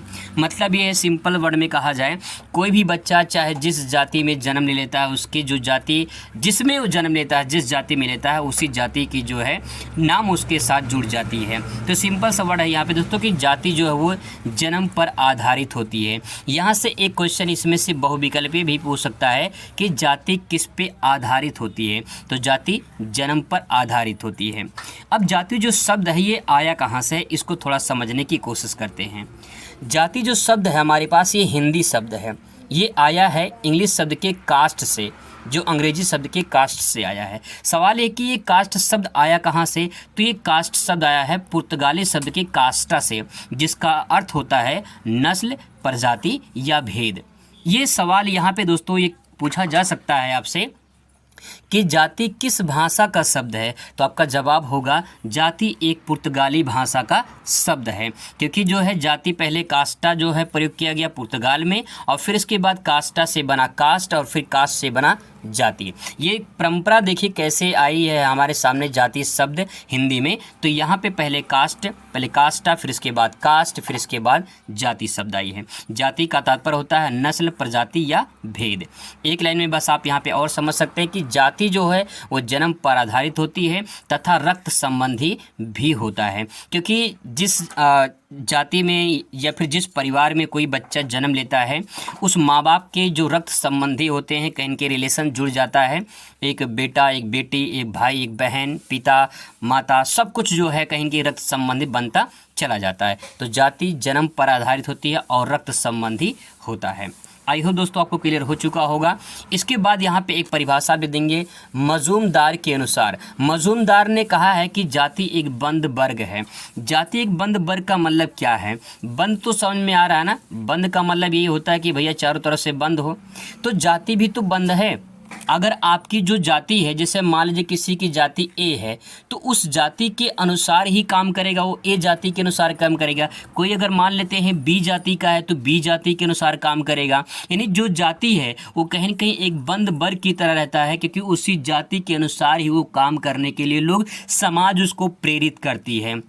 समाज के जो जाति होती है समाज में, उसी के अनुसार उसको कार्य मिलता है, उसी के अनुसार वो अपने समाज में स्थापित अपने आप को कर पाता है। तो जाति क्या है, एक बंद वर्ग है, यही मजूमदार समझाना चाह रहे हैं। चलिए आपको समझ में आ चुका होगा, आई होप। अब बात करते हैं अगला प्रश्न, जाति की विशेषताएं क्या है। बहुत ही सिंपल वर्ड में अगर मैं आपको बताऊं, विशेषता का मतलब क्या होता है। जैसे कोई व्यक्ति है, ठीक है, जैसे मान लो कोई व्यक्ति है, एक मान लेते हैं कोई व्यक्ति है और एक व्यक्ति मान लेते हैं यहाँ पे है, ठीक है, एक व्यक्ति यहाँ पे है। अब इस दोनों व्यक्ति को अगर आप अंतर ढूंढेंगे तो आपको अंतर देखने को क्या मिलेगा, ये व्यक्ति और इस व्यक्ति में क्या विशेषता है। कहीं कहीं इसके शरीर में देखा जाए तो कुछ परिवर्तन है। जो परिवर्तन दिख रहा है, जो अंतर दिख रहा है, जो उसमें कुछ विशेष बात दिख रही है, वही उसकी विशेषता हो जाएगी। सवाल यहाँ पे है कि जाति की क्या विशेषता होती है। तो जाति क्या विशेषता है, जाति जन्म पर आधारित होती है, ये पहली विशेषता हो गई। जाति जो होती है वो जन्म पर आधारित होती है, इसकी पहली विशेषता हो जाएगी। दूसरी है पेशों की निश्चितता। बहुत सारे ऐसे पेशे होते हैं, पेशा का मतलब होता है रोजगार। जो उनके रोजगार होते हैं, जो उनके काम होते हैं, उस काम के अनुसार भी लोग जो है, समाज जो है कहीं न कहीं उसको जाति से संबोधित करती है। बहुत सारे ऐसे लोग हैं जो जिनका जो पेशा होता है, जो काम होता है, उस काम को जब करते हैं तो लोग यही सोचते हैं, समाज यही सोचती है कि इस जाति का है इसलिए काम कर रहा है। तो दोस्तों ये समाज में अगर बात फिट बैठती है तो यहाँ पे जो पेशे की निश्चितता ये है कि बहुत सारे ऐसे पेशे होते हैं, बहुत सारे काम होते हैं जो जाति के अनुसार करते हैं। लेकिन आज की डेट में देखा जाए हर जाति के लोग कहीं ना कहीं हर काम कर रहे हैं, कोई इसमें कोई जो है कोई शर्म की बात नहीं। सब लोग कहीं जो उच्च जाति के लोग हैं वो भी काम कर रहे हैं, जो निम्न जाति के लोग हैं वो भी काम कर रहे हैं। तो मिला जुला के सब कोई एक दूसरे का काम कर रहा है। तो यहाँ पे पेशे की जो निश्चितता है तो बात यहाँ पे लागू होती है, क्योंकि यहाँ पे हमें जो है इसी विशेषता को बताना है। लेकिन आज की डेट में फिट नहीं बैठता, लेकिन फिर भी जो विशेषता है उसकी विशेषता है। आगे देखते हैं ऊंच नीच की भावना। बहुत सिंपल वर्ड में देखा जाए कि एक उच्च वर्ग होता है, एक निम्न वर्ग होता है। तो ऊंच नीच की जो भावना आपको देखने को मिलती है वो कहीं की जाति के आधार पर ही देखने को मिलती है। समाज में आप देखते होंगे, आपको अच्छे से पता होगा। तो ये तीसरी विशेषता हो जाएगी। इसके बाद चौथी विशेषता क्या है? अंतर्विवाही समूह। अंतर्विवाही समूह का मतलब यही, जैसे मान लो कोई ए वर्ग का है, कोई ए जाति का है, कोई ए दूसरा ए जाति का है और कोई बी जाति का है। तो जो ए वाला जाति है वो बी में नहीं करना चाहेगा, वो अपनी ही जाति में शादी करना चाहेगा। तो जाति जो है अंतर्विवाही होता है, मतलब लोग अपने ही जाति धर्म में लोग शादी करना चाहते हैं। तो इसकी जो अगली विशेषता हो जाएगी चौथी, वो अंतर्विवाही समूह हो जाएगा। अब पांचवा दोस्तों है अनिवार्य सदस्यता। अनिवार्य सदस्यता का मतलब यही है कि जो आप जिस जाति में जन्म लिए हैं वो उसकी अनिवार्य सदस्य आप बन जाते हैं। बाद में भले आप अपना परिवर्तन कर लो, बात की बात है, लेकिन यहाँ पे विशेषता यही परिभाषित करता है कि आप जिस जाति में जन्म लेते हैं उस जाति की सदस्य आप बन जाते हैं, तो उसकी अनिवार्य सदस्य बन जाती है। तो ये जाति की विशेषताएं प्रकार से आप जो समझ सकते हैं। रट्टा नहीं मारना है, केवल चीज़ों को समझना कि जाति की विशेषताएं क्या हो सकती हैं, आप आसानी से समझ सकते हैं।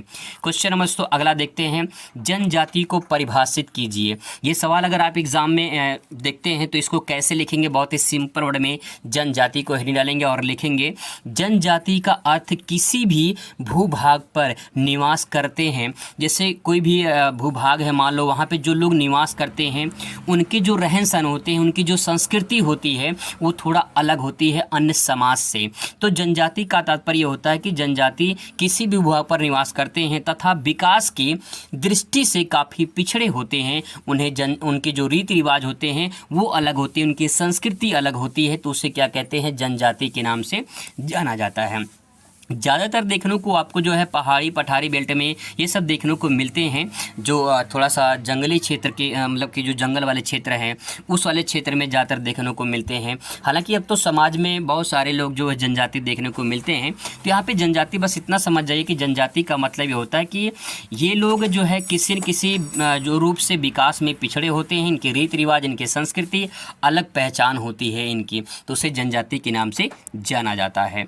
अगला दोस्तों, परिवार को परिभाषित कीजिए। आप सभी परिवार में रहते हैं, आप सभी अच्छे से जानते हैं कि परिवार क्या होता है, परिवार की परिभाषाएं क्या हैं। बहुत ही सिंपल वर्ड मैंने लिखा है यहाँ पे, दो या दो से अधिक सदस्यों के समूह को परिवार कहा जाता है। बहुत ही सिंपल वर्ड में आप समझ लीजिए कि दो या दो से अधिक सदस्यों के समूह को परिवार कहा जाता है। और परिवार में जो है माता पिता और उनके बच्चे ही होते हैं।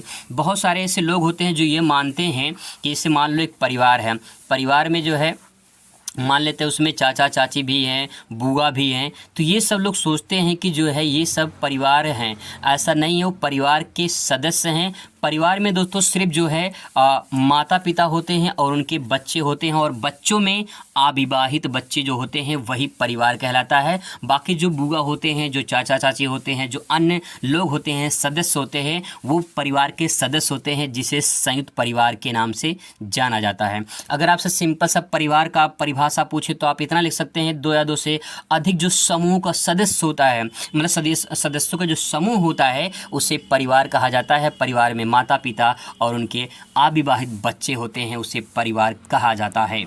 आई होप दोस्तों आपको ये भी क्लियर हो चुका होगा। बहुत ही मोस्ट इंपॉर्टेंट क्वेश्चन, नातेदारी से आप क्या समझते हैं? 2022 में, 2023 में, 2020 में सवाल पूछा गया है, नातेदारी को परिभाषित कीजिए। नातेदारी यानी रिलेशनशिप, बहुत ही सिंपल वर्ड में समझिए, रिलेशनशिप नातेदारी यानी रिश्तेदारी भी कह सकते हैं। नातेदारी से तात्पर्य होता है रिश्ते नाते से लगाया जाता है, जो रक्त तथा विवाह जो है विवाह के माध्यम से जुड़ते हैं। रिलेशनशिप जो नातेदारी होता है वो कैसे से जुड़ता है। मैं थोड़ा डायग्राम के माध्यम से आपको समझाने की कोशिश करता हूँ कि नातेदारी कैसा होता है। जैसे मान लीजिए एक परिवार ए है, एक परिवार यहाँ बी है, ठीक है। अब क्या होगा, मान लीजिए इस लड़के की शादी इस परिवार की लड़की से हो जाता है, इस लड़के की शादी जो है इस परिवार की लड़की से हो जाता है, विवाह हो जाता है। तो अब कहीं न कहीं क्या होगा, इनमें इनके परिवार के साथ, इनके परिवार के साथ नातेदारी जुड़ेगी कि नहीं जुड़ेगी? बिल्कुल जुड़ेगी, रिलेशनशिप जुड़ जाएगा। इस लड़की के जो माता पिता होंगे, इस परिवार से कहीं के एक रिश्ता जुड़ जाएगा, और इस परिवार के जो सदस्य होंगे, इस परिवार से भी एक रिश्ता जुड़ता चला जाएगा। तो इसे क्या कहेंगे? नातेदारी कहेंगे, इसे रिलेशनशिप कहेंगे, इसे रिश्तेदारी भी आप समझ सकते हैं। तो दोस्तों इस तरह डायग्राम के माध्यम से भी या परिभाषा के माध्यम से दोनों तरीके आप समझ सकते हैं आसानी से। बात करते हैं अगला क्वेश्चन, प्रजाति से क्या आशय है? प्रजाति होती क्या है? आइए इसको डिफाइन करते हैं, समझने की कोशिश करते हैं प्रजाति क्या होती है। तो प्रजाति से आशय उस वर्ग से होता है जिसके सदस्यों में सामान्य गुण अथवा निहित गुणों के कारण सामान्य शारीरिक लक्षण पाए जाते हैं। प्रजाति का मतलब ये होता है जैसे कि स्पेसीज जो होते हैं, जो प्रजाति होती है, जैसे अगर मानव की बात किया जाए, मानव किसका प्रजाति है? मानव माना जाता है कि जो है बंदरों की प्रजाति है। तो प्रजाति का मतलब ये होता है कि हम किसकी प्रजाति हैं। अगर मान लो कुत्ता कहा जाए, कुत्ता किसकी प्रजाति है, घोड़ा किसकी प्रजाति है। तो प्रजाति क्या होता है? समान उसके गुण होते हैं, और उसके जो निहित, जो उसके अंदर जो निहित गुण होते हैं, उसका कहीं न कहीं एक ऐसा लक्षण दिखाता है जिसके आधार पे उसकी शारीरिक बनावट और उसके जो है रूप रंग उसको प्रदर्शित करता है। तो प्रजाति जैसे मानव को मान लेते हैं, मानव किसकी प्रजाति है? माना जाता है मानव बंदरों की प्रजाति है। तो कहने का तात्पर्य है कि प्रजाति जो बंदर है, कहीं कि उससे कुछ न कुछ शारीरिक गठन, उसके रूप रंग कुछ न कुछ मानव से मिलते जुलते हैं, तभी तो उसको कहा गया प्रजाति।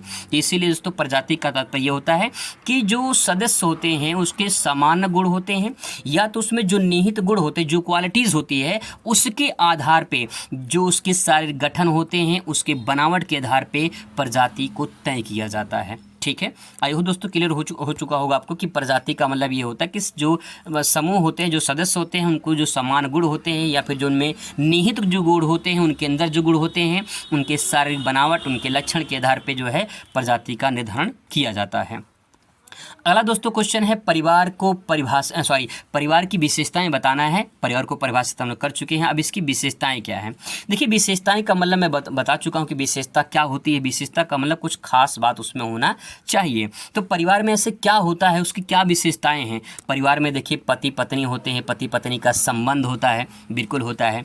परिवार में जो है कहीं न कहीं एक ऐसा परिवार में जो यौन संबंध होता है, जैसे मान लो कि जब किसी लड़का लड़की की शादी होती है, ठीक है, तो उसमें एक रिलेशनशिप बनता है जिसे यौन संबंध के रूप में जाना जाता है। तो यहाँ पे जो परिवार है वो कहीं न कहीं उसमें जो है एक माता पिता होते हैं, और उसके बाद जो है कहीं कि उसमें एक रिलेशनशिप होता है जिसे यौन संबंध के नाम से जाना जाता है। रक्त संबंधी, बहुत ही सिंपल पॉइंट ये है कि मान लेते हैं ये लड़का लड़की है, इनकी शादी करा दिया जाए, ठीक है। जब शादी होगी तो इनका जब एक बच्चा होगा तो कहीं न कहीं बच्चा होगा तो कहीं न कहीं ये जो बच्चा होगा इनसे ये रक्त संबंधी रिलेशनशिप बन जाएगा, रक्त संबंधी बन जाएगा। तो कहने का तात्पर्य यहाँ पे एक विशेषता ये भी हो जाएगी रक्त संबंध। दूसरा विवाह संबंधी, जब इस लड़की के साथ शादी हुआ तो क्या हुआ? विवाह संबंधी, तभी तो परिवार बढ़ेगा, तभी तो परिवार बनेगा। जब विवाह होगा तभी परिवार बनेगा, बिल्कुल बढ़ेगा। तो सिंपल सी बात दोस्तों यहाँ पे है कि रक्त संबंधी, विवाह संबंधी जो है परिवार में विशेषताएं पाई जाती हैं। निवास स्थान, देखिए जो परिवार होता है, परिवार का एक निवास स्थान माना जाता है। वो चाहे जहाँ पे निवास करता है, कहीं न कहीं उसका जो है एक गुट होता है, एक परिवार होता है, और परिवार जो है वो कई लोगों को सदस्यों के साथ मिलकर अपने एक निजी क्षेत्र में, एक निश्चित क्षेत्र में जो है निवास करता है। तो निवास भी जो है कहीं न कहीं परिवार को परिभाषित करता है। तो जो है परिवार की ये सब विशेषताएं हैं, बहुत सिंपल और में आसानी से आप समझ सकते हैं कि परिवार की विशेषताएं क्या होती हैं। अगला पॉइंट दोस्तों यहाँ पे बाजार का क्या तात्पर्य, अगला चैप्टर है। बाजार का क्या तात्पर्य है? बाजार की अगर तात्पर्य की बात करें तो बाजार वह स्थान होता है जहां क्रेता और विक्रेता एकत्र होते हैं और वस्तुओं का लेन देन करते हैं। बहुत ही सिंपल में आप सभी जानते हैं बाजार क्या होता है। तो बाजार क्या है? एक स्थान है जहां पे क्रेता और विक्रेता इकट्ठा होते हैं और फिर वहां पे वस्तुओं का लेन देन करते हैं, यही है बाजार। ठीक है, आगे देखते हैं दोस्तों, अगला प्रश्न देखते हैं यहाँ पे, अदृश्य हाथ से क्या तात्पर्य है? इंपॉर्टेंट क्वेश्चन है। ये चैप्टर जो है 2024 में ही शामिल किया गया है। तो ये चैप्टर नया है आप लोग के लिए, तो इसलिए चैप्टर को एक बार रिपीट करना जरूरी होता है। अदृश्य हाथ क्या है? अदृश्य हाथ मतलब अदृश्य मतलब जिसे दिखाई ना दे, और ऐसा हाथ जो दिखाई ना दे। तो भाई अर्थ तो यही निकल रहा अदृश्य हाथ है, लेकिन इसको परिभाषित करते हैं तो कुछ और समझ में आपको आएगा कि अदृश्य हाथ से अभिप्राय उस बल से है। मतलब एक बल है जो कि अदृश्य हाथ से लग रहा है, दिखाई तो नहीं देता है, लेकिन जो अदृश्य हाथ है एक बल है। बस इतना समझिए क्या है, एक बल है, एक फोर्स है जो बाजारी अर्थव्यवस्था में व्यक्तियों के लाभ की प्रवृत्ति को समाज के लाभ में बदल देता है। बहुत ही सिंपल वर्ड में समझाने की कोशिश किया गया है, समझने की कोशिश करते हैं। जो अदृश्य हाथ है ये प्रकार का बल है, पहला पॉइंट। दूसरा पॉइंट ये है कि ये बाजारी जो अर्थव्यवस्था है, जो बाज़ार होता है, उस बाज़ार में कितना जो है सामान बिका है, कितना जो है ख़रीदा गया है, कितना जो है अमाउंट हुआ है, पूरा देखा जाता है, लेखा जोखा तैयार किया जाता है कि भैया कितना जो है उसमें मुनाफा हुआ, कितना घाटा हुआ है, पूरा एक अर्थव्यवस्था उसकी तय की जाती है। अब जो अर्थव्यवस्था तय की जाती है इसमें जो है व्यक्तियों को जो लाभ होता है, व्यक्तियों का लाभ जो होता है, इस लाभ को समाज से जोड़ा गया है, इस लाभ को समाज से जोड़ा गया है। मैं बहुत सिंपल में आपको समझाने की कोशिश करूँ। जैसे मान लो एक बाज़ार है, ठीक है, एक बाज़ार है, एक व्यक्ति जो है इस बाज़ार में अपना दुकान खोल रखा है, दुकान खोल रखा। अब यहाँ पे क्या होगा, इसने अपना सामान बेचा, इसको जो फ़ायदा होगा, ठीक है, इस व्यक्ति को जो फ़ायदा होगा, ये व्यक्ति कहाँ रहता है, समाज में रहता है, क्योंकि मानव एक सामाजिक प्राणी है। अब इस व्यक्ति को फ़ायदा होगा, तो जब व्यक्ति को फ़ायदा होगा तो कहीं न कहीं वो फ़ायदा अपने लिए नहीं कर रहा है बल्कि समाज को दे रहा है। वो फ़ायदा किसको दे रहा है, समाज को दे रहा है, लेकिन ये समाज को दिखता नहीं है, ये समाज को दिखता नहीं है, इसीलिए यहाँ पे अदृश्य हाथ का प्रयोग किया गया है। आई होप दोस्तों आपको क्लियर हो चुका होगा कि यहाँ पे एक व्यक्ति है जो अपना व्यापार तो कर रहा है, लेकिन वो व्यापार करने के बाद जो उसको लाभ मिल रहा है वो समाज के रूप में खर्चा कर रहा है, समाज सेवा के रूप में खर्चा कर रहा है, लेकिन वो समाज को दिख नहीं रहा है, इसीलिए इसे अदृश्य हाथ के नाम से जाना जाता है। यहाँ पे पॉइंट क्लियर हो चुका होगा शायद, अगर नहीं क्लियर हुआ है तो अब एडम स्मिथ ने कहा है, आपको थोड़ा क्लियर हो जाएगा। प्रत्येक व्यक्ति अपने लाभ को बढ़ाने की सोचता है। जो प्रत्येक व्यक्ति होता है, सभी जो अपना दुकान खोलते हैं, अपना व्यापार करते हैं, सभी लोग चाहते हैं कि हमारा जो है लाभ हो, ठीक है। तो प्रत्येक व्यक्ति अपना लाभ बढ़ाने की सोचता है और समाज के हित में ही होता है। अगर कोई व्यक्ति लाभ कमाना चाहता है तो व्यक्ति समाज में रहता है, तो अगर वो लाभ कमाता है तो समाज का भी भला होगा उसमें, ठीक है। ऐसा प्रतीत होता है कि कोई भी एक अदृश्य बल काम करता है, यानी समाज की सुरक्षा के लिए, समाज की देखरेख के लिए कहीं न कहीं एक बल काम करता है जो दिखाई नहीं देता है, और इसी अदृश्य बल को एडम स्मिथ ने अदृश्य हाथ के नाम दिए हैं। तो यहाँ पे दोस्तों जो परिभाषा है बहुत सिंपल वर्ड में आप आसानी से इसे समझ सकते हैं। अगला क्वेश्चन यहाँ पे है, उदारीकरण को परिभाषित कीजिए। उदारीकरण क्या है? उदार का मतलब होता है दयावान होना, ऐसे समझिए, दयावान होना। अब किसके प्रति क्या दयावान होना, यही समझना है। उदारीकरण का तात्पर्य होता है ऐसे नियम या नीतियों से है जिसके कम करने या हटाने से होता है। जैसे मान लो आपने कोई कंपनी खोल रखी है, ठीक है, अपने वस्तु का उत्पादन किया। अब वस्तु को उत्पादन करने के बाद आपको इसको जो है मार्केट में बेचना है। अपने सरकार ने क्या किया, सरकार ने टैक्स ज़्यादा लगा दिया कि भैया देखो तुमने जो उत्पादन किया है इसमें टैक्स लगेगा। अब टैक्स में लगाने के बाद जो है टैक्स सरकार ने ज़्यादा लगा दिया, तो क्या आपको उदार मिला, यानी दयालु, मतलब क्या आपको फ़ायदा होगा? हो सकता है घाटा भी हो जाए। अगर ये सरकार जो है आपका जो आपने वस्तु बेच रहे हैं मार्केट में, अगर उस वस्तु पे टैक्स को कम कर दे, ठीक है, यानी कहा है कि इसमें अगर कम किया जाए या फिर हटा दिया जाए तो हो सकता है कि उदारीकरण हो जाएगा। यहाँ पे दोस्तों यही बात समझाना चाह रहे हैं कि उदारीकरण का मतलब यही होता है कि जो नियम होते हैं, जो नीतियाँ होती हैं, उसको थोड़ा कम कर दिया जाए ताकि जो है दूसरों को फ़ायदा हो जाए, दूसरों को भला हो जाए। यही इसमें कहना चाह रहे हैं। उदारीकरण का अर्थ अर्थव्यवस्था में उदार बरतना या शिथिलता लाना है ताकि देश की अर्थव्यवस्था में कोई प्रॉब्लम ना हो। सामाजिक विषमता एवं बहिष्कार के स्वरूप। इस चैप्टर को कवर करने वाले हैं, बहुत ही इम्पॉर्टेंट क्वेश्चन अति लघु का कवर करने वाले हैं, जो दोस्तों बहुत ही इम्पॉर्टेंट है और हर साल कहीं न कहीं रिपीट होते हैं, पूछे जाते हैं। चलिए शुरुआत करते हैं आज का ये टॉपिक। सबसे पहला प्रश्न दोस्तों यहाँ पे, सामाजिक बहिष्कार से क्या आशय है, अथवा इसी सवाल को कई तरीके से घुमा के पूछ सकता है कि सामाजिक अपवर्जन से क्या समझते हैं। अब इसका आंसर कैसे लिखेंगे? आंसर बताने से पहले आपको दोस्तों 100% की गारंटी बता रहा हूँ कि अगर आप थोड़ा सा वॉच कर लेते हैं तो आपको याद भी करवा देंगे, इस बात की गारंटी लेते हैं। चलिए शुरुआत करते हैं और समझते हैं। यहाँ पे देखिए आंसर बहुत ही सिंपल वर्ड में मैंने लिखा है, और ये सवाल जो है आपसे पूछा जाएगा 1 नंबर में या 2 नंबर में आपसे पूछा जाएगा। यहाँ पे लिखा है सामाजिक अपवर्जन या बहिष्कार क्या होता है, तो इसका आंसर कैसे ले सकते हैं?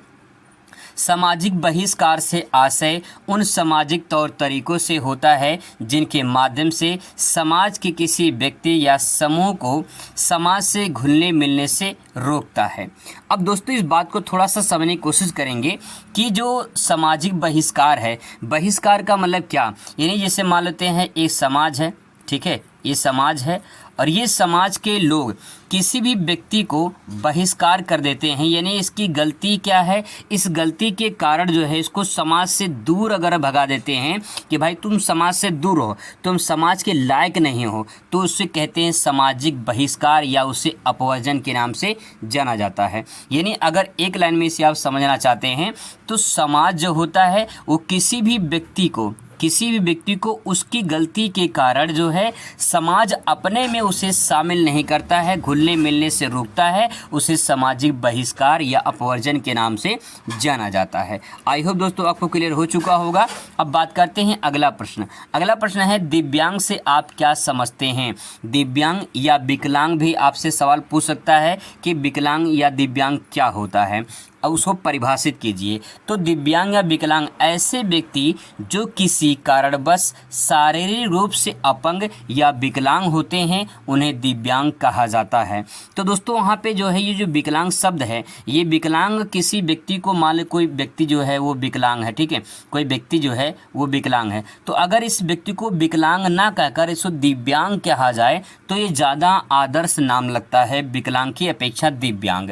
तो इसीलिए विकलांग जो होते हैं या अपंग जो होते हैं किसी भी रूप से, मतलब किसी भी तरीके से शारीरिक रूप से, अगर वो जो है कोई विकलांग है, कोई अंधा है, कोई गूंगा है, कोई बहरा है, कोई जो है किसी का हाथ पैर खराब है, तो उससे जो है विकलांग न कहकर एक आदर्श नाम में जो है दिव्यांग कहा जाता है। तो आप इसको एक लाइन में लिखना चाहते हैं, लिख सकते हैं कि कोई भी ऐसा व्यक्ति जो शारीरिक रूप से कहीं न कहीं अपंग हो या अपाहिज हो या विकलांग हो, तो उससे जो है विकलांग या अपाहिज न कहकर दिव्यांग कहा जाता है। ठीक है, अब दोस्तों बात करते हैं अगला प्रश्न।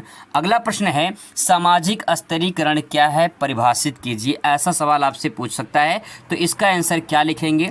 देखिए सामाजिक स्तरीकरण लिखा है, यहाँ पे एक वर्ड निकालिए, सामाजिक में समाज, ठीक है, और स्तरीकरण में निकालिए स्तर। ये 2 शब्द आपको निकालना है। अगर आपको दोनों समझ में आ जाएगा तो परिभाषा भी आपको आसानी से समझ में आ जाएगा। समाज का मतलब क्या होता है? समाज का मतलब होता है कि व्यक्तियों का जो समूह होता है उस समूह को समाज कहा जाता है। ठीक है, उस समाज में क्या होते हैं, कुछ स्तर होते हैं। स्तर का मतलब एक उच्च स्तर होता है, एक मध्यम स्तर होता है, एक निम्न स्तर होता है। तो जो ये स्तर होता है उसी को स्तरीकरण कहा जाता है। और ये स्तर कहाँ पे होता है? समाज में होता है। तो क्या हो जाएगा? सामाजिक स्तरीकरण हो जाएगा। ठीक है, वही परिभाषा में कहा गया है। देखिए समाज में व्यक्तियों अथवा समूहों को उच्च व निम्न विभक्तों में जो है उच्च या फिर निम्न विभक्त करने के लिए जो है व्यवस्था जो की जाती है उसे सामाजिक स्तरीकरण कहा जाता है। मतलब अगर मैं आपको एक लाइन में इसे समझाना चाहूँ तो आपको बस इतना समझना है, जो समाज है उसमें स्तर होते हैं, एक उच्च होता है, एक निम्न एक मध्यम होता है। ठीक है, एक मध्यम होता है और एक जो होता है आपका निम्न होता है। तो जो समाज में ये स्तर होता है इसी को कहते हैं सामाजिक स्तरीकरण। अगला सवाल दोस्तों यहाँ पे ये है कि अनुसूचित जातियों की समस्याएं बताइए। अगर ये सवाल आपसे एग्जाम में पूछा जाता तो इसको कैसे लिखेंगे? अनुसूचित जाति यानी शेड्यूल कास्ट एससी की जो कैटेगरी होती है, इनमें क्या क्या समस्याएं हैं? तो पहली समस्या क्या है? निर्धनता की समस्या है, ठीक है। दूसरा है अशिक्षा की समस्या है। तीसरा है छुआछूत या अस्पृश्यता की समस्या है। चौथा पॉइंट है आवास की समस्या है। और पांचवा पॉइंट है शोषण की समस्या है। छठवां पॉइंट बेरोजगारी की समस्या है। तो दोस्तों इसमें से जो है जितना पूछा जाएगा उस प्रकार से आप ले सकते हैं। यहाँ पे बात ध्यान रखने की बात ये है, अगर पूछता कि अनुसूचित जाति की समस्याओं का वर्णन कीजिए, अगर वो पूछता है 4 नंबर में, तो आपको इसके बारे में 2-2, 3-3 लाइन लिखना भी पड़ेगा। लेकिन अगर आपसे पूछता है कि अनुसूचित जाति की समस्याएं या 2 समस्याएं या फिर 3 समस्याएं बताइए, तो इन समस्याओं को सिर्फ ऐसे ही लिख देंगे तो आपको पूरा का पूरा नंबर आपको मिल जाएगा। यही इसमें एक तरीका ये है कि आपको इसको जो है, अगर ये पूरा सेंटेंस से पूछता है तो आपको जो है इसको परिभाषित करना पड़ेगा, ठीक है। अगर ज़्यादा 4 नंबर में पूछता है या 6 नंबर पूछता है, लेकिन अगर 1 नंबर में या 2 नंबर में पूछता है तो आप हेडिंग डाल देंगे जैसे ये पॉइंट लिखा गया है, तब भी आपका आंसर परफेक्ट माना जाएगा। अगला प्रश्न यहाँ पे है कि जातिगत पूर्वग्रह से आप क्या समझते हैं? इंपॉर्टेंट प्रश्न है, इसको ध्यान रखेंगे। जातिगत पूर्वग्रह से आप क्या समझते हैं? तो हेडिंग डालेंगे जातिगत पूर्वग्रह, इसके बारे में लिखेंगे एक जाति के सदस्यों द्वारा दूसरे समूह के बारे में पूर्व कल्पित विचार या व्यवहार को जो है क्या कहते हैं? जातिगत पूर्वग्रह कहते हैं। दोस्तों यहाँ पे जो सेंटेंस लिखा गया इसका मतलब ये है कि जाति का जो जाति के सदस्य होते हैं, कोई भी जाति होता है, मान लीजिए कोई जाति ए है, इस जाति के जो सदस्य होते हैं किसी दूसरे समूह या किसी दूसरे जाति समूह में जो पूर्व कल्पित विचारधाराएं हैं, यानी जो पूर्व से पहले जो विचारधारा है इस समाज के बारे में, जैसे ये समाज है, ये कोई एक समाज यहाँ पे है, तो इस जो समाज ए है, जब इसके बारे में कोई विचार, कोई व्यवहार, कोई ऐसी बात करता है तो उसी को पूर्व जाति जो है पूर्व जाति ग्रह कहते हैं। यानी जो सिंपल सी बात ये है कि ओम नमः शिवाय, ओम नमः शिवाय। कहीं न कहीं अब अगला पॉइंट दोस्तों यहाँ पे है जातिगत पूर्वग्रह से आप क्या समझते हैं? इसको कैसे लिखेंगे? जातिगत पूर्वग्रह, यहाँ पे इसको परिभाषा को ले सकते हैं, एक जाति के सदस्य दूसरे अब दोस्तों अगला प्रश्न देखते हैं, जातिगत पूर्वग्रह से आप क्या समझते हैं? तो हेडिंग डालेंगे जातिगत पूर्वग्रह, इसके बारे में लिखेंगे एक जाति के सदस्य दूसरे समूह के बारे में पूर्व कल्पित विचार या व्यवहार जो होता है उसी को जातिगत पूर्वग्रह कहते हैं। अगर मैं आपको सिंपल वर्ड में समझाऊं, जैसे मान लीजिए एक जाति का समूह ए है, ठीक है, फिर दूसरा कोई समूह है, दूसरा कोई समूह मान लेते हैं सी, मान लेते हैं कोई दूसरा समूह है, ठीक है। अब जो ए वाला जाति है, इस सी वाले जाति के बारे में जो विचार प्रकट करता है, जो भावनाएं प्रकट करता है, जो इसके व्यवहार, जो जिससे व्यवहार करता है, यही जो आचरण व्यवहार जो पहले से जो विचारधाराएं हैं जब इस जाति के रूप में प्रकट की जाएं तो उसे कहते हैं जातिगत पूर्वग्रह कहा जाता है। अगर एक लाइन में इसको डिफाइन करना चाहते हैं तो सिंपल बात ये है कि एक जाति के सदस्य जब दूसरे जाति के समूह सदस्यों के बारे में कोई व्यवहार, कोई विचार, कोई जो है कोई भी आचरण प्रकट करता है तो उसे जातिगत पूर्वग्रह के नाम से जाना जाता है। इसके बाद दोस्तों अगला प्रश्न यहाँ पे है कि वर्ग से आप क्या समझते हैं? वर्ग क्या होता है, इस बात को समझना कि वर्ग जो है क्या होता है। अगर वर्ग की बात करें तो वर्ग एक सामाजिक स्थिति द्वारा निर्धारित होता है। वर्ग अर्जित किया जाता है जिसमें खुलापन होता है। मतलब ये दोस्तों आपको बता दूं कि एक जाति होता है और एक वर्ग होता है, ठीक है। एक जाति होता है, एक वर्ग होता है। भारत में जातिवाद होता है और अगर हम कुछ देशों में देखें तो वहाँ पे वर्ग चलता है, जैसे कि उच्च वर्ग चलता है, मध्यम वर्ग चलता है और इसके बाद जो है निम्न वर्ग चलता है, ठीक है, ऐसे चलता है। तो जाति जो है वो जन्म पर आधारित होती है, लेकिन जो वर्ग होता है ये वर्ग अर्जित किया जाता है, प्रदत्त किया जाता है, ठीक है। यानी समाज में जो है उच्च वर्ग किसको मिलेगा? ये प्रदत्त किया जाता है, प्रदान किया जाता है। मध्यम वर्ग किसमें किसको मिलेगा, निम्न वर्ग किसको मिलेगा, उनकी जो कार्य क्षमता होती है उसके आधार पर जो है ये सब बांटा जाता है।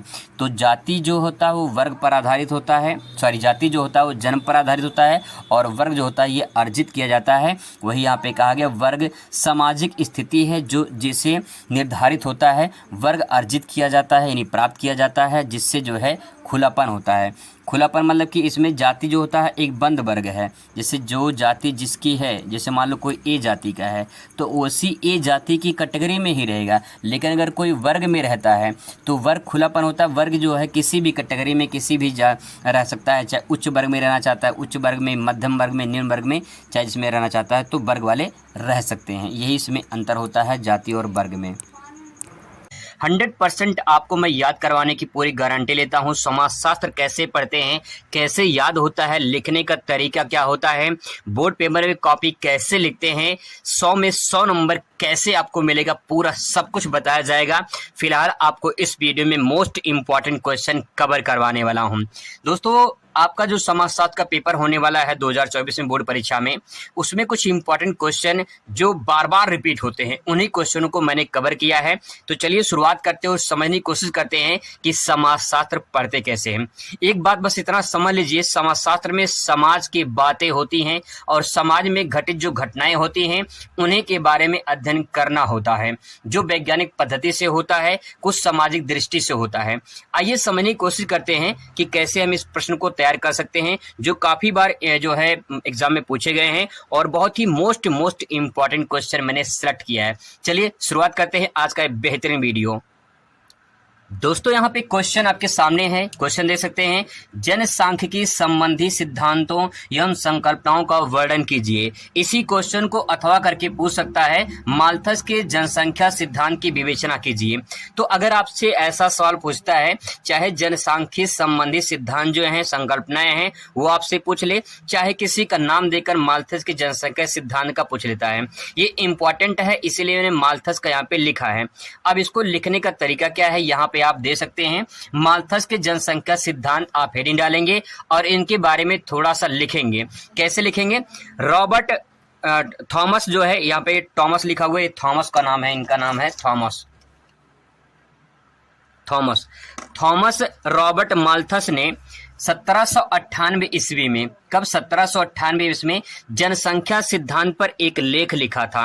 अब उस लेख का नाम क्या है, वही लेख बहुविकल्पीय में पूछ सकता है कि माल्थस ने कौन सा लेख लिखा था, जनसंख्या सिद्धांत संबंधित कौन सा लेख लिखा था।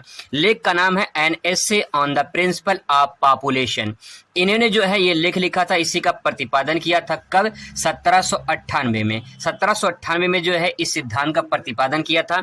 एन एसे समझने की कोशिश करेंगे, लिखा है an essay on the principle, principle को ऑन दे भैया, ऑन दे, ठीक है, लिखा है ऑन द प्रिंसिपल आप पापू नाम, कोई पप्पू का नाम का कोई लड़का है पप्पू, तो आप कह रहे हो कि ऑन द एसे, ठीक है, and the essay on the principle को ऑन दे ऑफ पॉपुलेशन, ठीक है। तो इस प्रकार से याद करेंगे, an essay on the principle of population. ये जो है इन्होंने लेख लिखा था और इसी का प्रतिपादन किया था। इसी लेख में माल्थस ने जनसंख्या संबंधी सिद्धांत के बारे में बताया है। अब ये बुक का नाम हो गया, कब प्रकाशित हुआ था ये भी हो गया। बहुविकल्पीय में ये सवाल अलग से पूछ सकता है, तो यहाँ पे एक क्वेश्चन तो बहुविकल्पीय के लिए कवर हो गया। अब इसको थोड़ा सा समझने की कोशिश करते हैं। अब देखिए, इस सिद्धांत में माल्थस ने जनसंख्या को ज्यामितीय अनुपात में बढ़ने तथा खाद्यान्न सामग्री को अंकगणितीय अनुपात में बढ़ने की बात कही है। इस बात को समझने की कोशिश करते हैं कि ज्यामितीय अनुपात में बढ़ने का मतलब क्या है और जो है अंकगणितीय अनुपात में बढ़ने का मतलब क्या है। ज्यामितीय का मतलब ये है, जैसे मान लो 2 है, फिर इसके बाद 4 है, फिर इसके बाद 4 दूनी 8 है, 8 दूनी 16 है, 16 दूनी 32 है, 32 दूनी 64 है। तो अगर इस प्रकार से जो है आंकड़े बढ़ रहे हैं तो इसी को ज्यामितीय आंकड़ा या ज्यामितीय विधि कहा जाएगा। इसके बाद कहा गया अंकगणितीय अनुपात। अंकगणितीय का मतलब होता है 1 2 3 4 5 6 7, इस प्रकार से अगर अंक बढ़ता है तो इसे कहेंगे अंकगणितीय। यानी दोस्तों यहाँ पे जो जनसंख्या बढ़ रही है वो जनसंख्या कैसे बढ़ रही है, जनसंख्या बढ़ रही है ज्यामितीय आकार में, ज्यामितीय रफ्तार से, और जो खाद्यान्न बढ़ रहा है ये क्या है, ये खाद्यान्न बढ़ रहा है। ये जो खाद्यान्न बढ़ रहा है ये बढ़ रहा है अंकगणितीय से, ठीक है। तो यहाँ पे वही बातें कहा गया है, जो खाद्यान्न है वो अंकगणितीय अनुपात में बढ़ रहा है और जनसंख्या जो है वो ज्यामितीय अनुपात में बढ़ रहा है। इस बात को थोड़ा सा आप जो है डायग्राम के माध्यम से समझ सकते हैं, जो यहाँ पे डायग्राम के माध्यम से समझाने की कोशिश की गई है। अब देखिए यहाँ पे जो है आप जनसंख्या ले सकते हैं, जनसंख्या ज्यामितीय में वृद्धि हो रही है। यहाँ पे समय ले सकते हैं ज्यामितीय में, तो यहाँ पे 2, 4, 8, 16, 32, 64 ऐसे लिखेंगे और यहाँ पे समय 1, 2, 3, 4, 5 ऐसे लिखेंगे। अब देखिए यहाँ पे ये जो ग्राफ देख रहे हो आप, ये ग्राफ कितनी तेजी गति से बढ़ रहा है इस प्रकार से। ये क्या है, जनसंख्या वक्र है, जो ये दर्शा रहा है कितनी तेजी से जो है जनसंख्या बढ़ रही है। वहीं आप खाद्यान्न की देख लीजिए, खाद्यान्न में ये कहना चाह रहा है यहाँ पे, खाद्यान्न में 1, 2, 3, 4, 5, यहाँ भी 1, 2, 3, 4, 5 ऐसे लिख लेंगे। जो खाद्यान्न बढ़ता है वो नॉर्मल रफ्तार से बढ़ता है, नॉर्मल गति से बढ़ता है, अंकगणितीय रफ्तार से बढ़ता है। लेकिन यहाँ पे ज्यामितीय देखा जाए तो बहुत तेजी गति से जनसंख्या बढ़ रही है। पूरी दुनिया की जो आबादी है वो 8 अरब हो चुकी है, लेकिन खाद्यान्न तो कुछ बढ़ा नहीं है, खाद्यान्न की बल्कि कमी हो रही है। तो सवाल दोस्तों यही है, इस बात को जो यहाँ पे डायग्राम मैंने बनाया है, इस डायग्राम को जो है आप बना भी सकते हैं, या तो समझ सकते हैं या तो स्किप भी कर सकते हैं। लेकिन यहाँ पे इनके बारे में जो इस सिद्धांत में कहा गया है, इस सिद्धांत को समझने की कोशिश करते हैं। यहाँ पे इन्होंने सिद्धांत में कहा है, जनसंख्या सिद्धांत में जनसंख्या संबंधी सिद्धांतों का प्रतिपादन किया गया है। माल्थस का ऐसा विश्वास था कि जनसंख्या पर नियंत्रण प्राकृतिक घटनाओं से ही होता है। देखिए अब मानव से कितना कहा जाए कि भाई जनसंख्या को कंट्रोल किया जाए, जनसंख्या कंट्रोल किया जाए, लेकिन मानव जो है कंट्रोल जनसंख्या नहीं कर पा रहा है, जिसके कारण यहाँ पे समस्याएं हो रही हैं। अब सवाल यहाँ पे ये है कि अगर जनसंख्या कंट्रोल हो सकती है, नियंत्रण हो सकती है, तो कैसे प्राकृतिक घटनाओं से। कोई भी प्राकृतिक आपदा जाए, भूकंप आ जाए, बाढ़ आ जाए, सुनामी आ जाए, चक्रवात आ जाए, तो प्राकृतिक घटनाओं से प्राकृतिक शक्तियों कोई रोक नहीं सकता है। तो जनसंख्या कंट्रोल ऐसे हो सकती है, जैसे अकाल, सूखा, सुनामी, बाढ़, महामारी आदि ऐसी बीमारी अगर आ जाती है, आज जैसे प्राकृतिक आपदा आ जाती है, तो जनसंख्या कंट्रोल हो सकती है। यह कहा गया है इसमें, ये खाद्य आपूर्ति तथा जनसंख्या वृद्धि के संतुलन स्थापित करने का प्राकृतिक तरीका है। भाई सिंपल सी बात ये है, अगर सरकार करे कि हम दो हमारे दो, जनसंख्या कंट्रोल या जनसंख्या नियंत्रण करने की बात कही जा रही है, लेकिन जनसंख्या नियंत्रण नहीं हो रहा है, तो कभी प्राकृतिक आपदा जब आती है तो प्राकृतिक आपदा के द्वारा जनसंख्या नियंत्रण हो सकती है। आगे ले सकते हैं, इसमें माल्थस का मानना था कि जनसंख्या में वृद्धि ज्यामितीय गति से होती है, जबकि खाद्यान्न में वृद्धि अंकगणितीय गति से होती है। यदि जनसंख्या नियंत्रण नहीं होगा तो प्रत्येक 25 वर्ष में जनसंख्या दुगनी होने की प्रवृत्ति रखती है। अगर नहीं किया गया तो जनसंख्या जो है प्रत्येक 25 वर्ष में दुगनी होने की प्रवृत्ति रखती है। अगर जनसंख्या नियंत्रण नहीं किया गया तो ये भी कहा गया है इसमें कि प्रत्येक 25 वर्ष में जनसंख्या क्या हो जाएगी, जनसंख्या दुगनी होने की जो है अपने आप में क्षमता रखती है। जनसंख्या क्या हो सकती है, जनसंख्या दुगनी हो सकती है 25 वर्षों में जनसंख्या अगर कंट्रोल नहीं किया गया। तो आप इस प्रकार से इस क्वेश्चन को ऐसे समझ सकते हैं। यहाँ पे माल्थस के अनुसार इन्होंने दो बातें कहा है, इसमें ले सकते हैं कि जनसंख्या में वृद्धि ज्यामितीय गति से, जैसे कि 2, 4, 8, 16, 32, 64 ऐसे बढ़ती है, जबकि जो है जो खाद्यान्न होता है वो 1, 2, 3, 4 इस प्रकार से बढ़ती है। तो आप इस क्वेश्चन को इस प्रकार से भी समझ सकते हैं। तो यहाँ पे देखिए अध्याय 3 है और यहाँ पे चैप्टर का नाम पहले था भारतीय लोकतंत्र की कहानियां। इस चैप्टर को बदल के जो है एक नया चैप्टर इसका नाम हो गया है संविधान एवं सामाजिक परिवर्तन। चैप्टर बस बदला है, बाकी टॉपिक वही है, चैप्टर के नाम जो है परिवर्तन किए गए हैं, सारा टॉपिक आपको वही मिल जाएगा। तो पहले कुछ इंपॉर्टेंट पॉइंट है यहाँ पे, इसको कवर करते हैं। यहाँ पे देखिए सबसे पहले पॉइंट ये है 26 नवंबर 1949 को 1949 कैसे इटाली के 49, तो 26 नवंबर 1949 को भारतीय संविधान को स्वीकार किया गया था। ठीक है, तो यहाँ पे आप इस बात को लिख सकते हैं कि 26 नवंबर 1949 को भारतीय संविधान बनकर तैयार हुआ था, ये भी बात आप यहाँ पे लिख सकते हैं। अगला पॉइंट यहाँ पे लिख सकते हैं, ये बहुविकल्पीय में पूछ सकता है और आपके अति लघु में पूछा जा सकता है, इसको ध्यान में रखेंगे।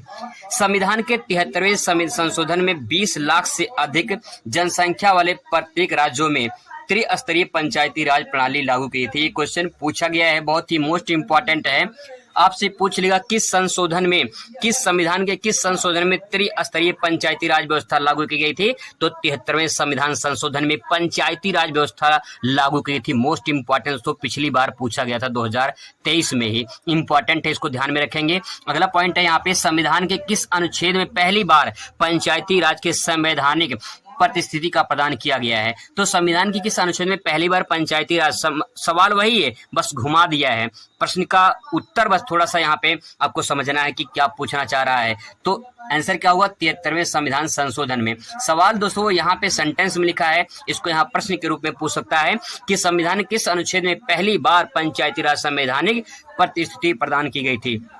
आंसर क्या हुआ, 73वें संविधान संशोधन में। अगला प्रश्न है, भारत में पंचायती राज व्यवस्था कौन सी व्यवस्था लागू की गई, तो आंसर होगा त्रिस्तरीय व्यवस्था। ये भी बहुत इंपॉर्टेंट है। त्रिस्तरीय व्यवस्था, जैसे आपने नाम सुना होगा जिला पंचायत का, ग्राम पंचायत का, क्षेत्र पंचायत का। जिला पंचायत में जिला पंचायत सदस्य लड़ते हैं, ग्राम पंचायत में ग्राम प्रधान और क्षेत्र पंचायत में बीडीसी लड़ते हैं। तो ये त्रिस्तरीय व्यवस्था है, इसको आपको ध्यान में रखना है। इसके बाद दोस्तों सबसे मोस्ट इंपॉर्टेंट है कि दहेज निरोधक अधिनियम कब पारित हुआ था। मोस्ट इंपॉर्टेंट है, पिछली बार ही पूछा गया था कि दहेज निरोधक अधिनियम, यानी दहेज जो है लेना अपराध है, देना अपराध है, इसको एक्ट बनाया गया, कानून बनाया गया और पारित कब किया गया, मतलब कि 1961 में एक कानून बनाया गया, पारित किया गया 1961 में। क्वेश्चन इंपॉर्टेंट, इसको जरूर आप ध्यान रखेंगे। इसके बाद दोस्तों अगला सवाल यहाँ पे है कि राज्य के पुनर्गठन आयोग की स्थापना कब की गई थी, तो राज्य के पुनर्गठन की स्थापना 1956 में की गई थी। इसको भी आप ध्यान में रखेंगे। सवाल अगला है कि लोकतंत्र जनता के द्वारा और जनता के लिए सरकार, ये किसने कहा था, तो अब्राहम लिंकन ने कहा था, अमेरिका के राष्ट्रपति थे। जनता के द्वारा जनता के लिए सरकार, ये किसने कहा था, अब्राहम लिंकन ने कहा था। इसके बाद अगला सवाल है, पंचायती राज व्यवस्था की स्थापना किस सन में हुई थी, तो पंचायती राज की व्यवस्था की स्थापना कब हुई थी, 1993 में हुई थी। ठीक है, आगे बढ़े। लोकतंत्र से क्या समझते हैं, ये सवाल आपसे पूछा जाएगा, तो इसकी परिभाषा कैसे लिखेंगे। लोकतंत्र, लोक मतलब जनता, तंत्र मतलब जनता, तंत्र मतलब सरकार, यानी तंत्र मतलब सिस्टम या सरकार। किसकी सरकार, जनता की सरकार। तो क्या लिखेंगे, लोकतंत्र किसी देश की ऐसी शासन प्रणाली होती है जिसमें जनता अपने मताधिकार का प्रयोग करके सरकार का चुनाव करती है। इसमें सभी व्यक्ति को समान अधिकार होता है। जनता द्वारा चुना गया सरकार लोकतंत्र कहलाता है। एक लाइन में अगर समझना चाहते हैं तो बस आप इतना समझिए कि जनता के द्वारा चुना गया सरकार लोकतंत्र कहलाता है। इस बात को आप ऐसे भी समझ सकते हैं। अब्राहम लिंकन दोस्तों यहीं पे कहा है कि लोकतंत्र जनता के द्वारा चुना गया सरकार क्या कहलाता है, लोकतंत्र कहलाता है। अगर आप इसको परिभाषा को ऐड कर देते हैं तो आपको पूरा नंबर मिल जाएगा। इसके बाद दोस्तों बात करते हैं ग्राम पंचायत के 3 कार्यों का उल्लेख कीजिए। ग्राम पंचायत के जो होते हैं उसके 3 कार्य कौन कौन से होते हैं। जैसे देखिए, गांव के जो प्रधान होते हैं, गांव के द्वारा जो काम कराए जाते हैं वो क्या करते हैं, उनका काम क्या होता है। तो ग्राम पंचायत का जो प्रमुख कार्य होता है, गाँव की स्वच्छता, चक्रोट, खरंजा, सड़कों की मरम्मत, सड़क मतलब कि जो वहाँ पे जो सड़क होते हैं नॉर्मल जो खरंजा सड़क होते हैं वही टाइप का, बिजली के काम करना आदि का जो है व्यवस्था वो करवाते हैं। जन्म और मृत्यु का जो प्रमाण देना होता है वो जो है वो ग्राम पंचायत देते हैं। इसके बाद गांव के लोगों का जो है छोटे छोटे जो रोजगार देना, जैसे मनरेगा का नाम, नरेगा का नाम आपने सुना होगा। ठीक है, उद्योग धंधे को बढ़ावा देना ये जो है ग्राम पंचायत के द्वारा किया जाता है। इसके बाद है मेले, चारागाहों, शमशान घाट, कब्रिस्तान और कब्रिस्तान की व्यवस्था जो है देखभाल करना, इन सब की व्यवस्था करना जो है ग्राम पंचायत का जो है काम होता है। इन सबको करना पड़ता है। ठीक है, जैसे स्थानीय जो मेले लगते हैं, छोटे छोटे जो मेले लगते हैं वो ग्राम पंचायत के जो है अधीन होते हैं, उसके द्वारा काम किए जाते हैं। इसके बाद तो सवाल है जनतांत्रिक राजनीति से आप क्या समझते हैं। तो जनतांत्रिक राजनीति यानी लोकतांत्रिक राजनीति ही इसमें जो है इसका आंसर हो जाएगा। तो आपने जो लोकतंत्र का जो आंसर लिखा है वही आंसर जो है जनतांत्रिक होगा। जन मतलब लोक, तांत्रिक मतलब जो जनता के द्वारा चुना गया सरकार होता है उसी को जो है लोकतंत्र या फिर जनतंत्र सरकार या राजनीति कहते हैं।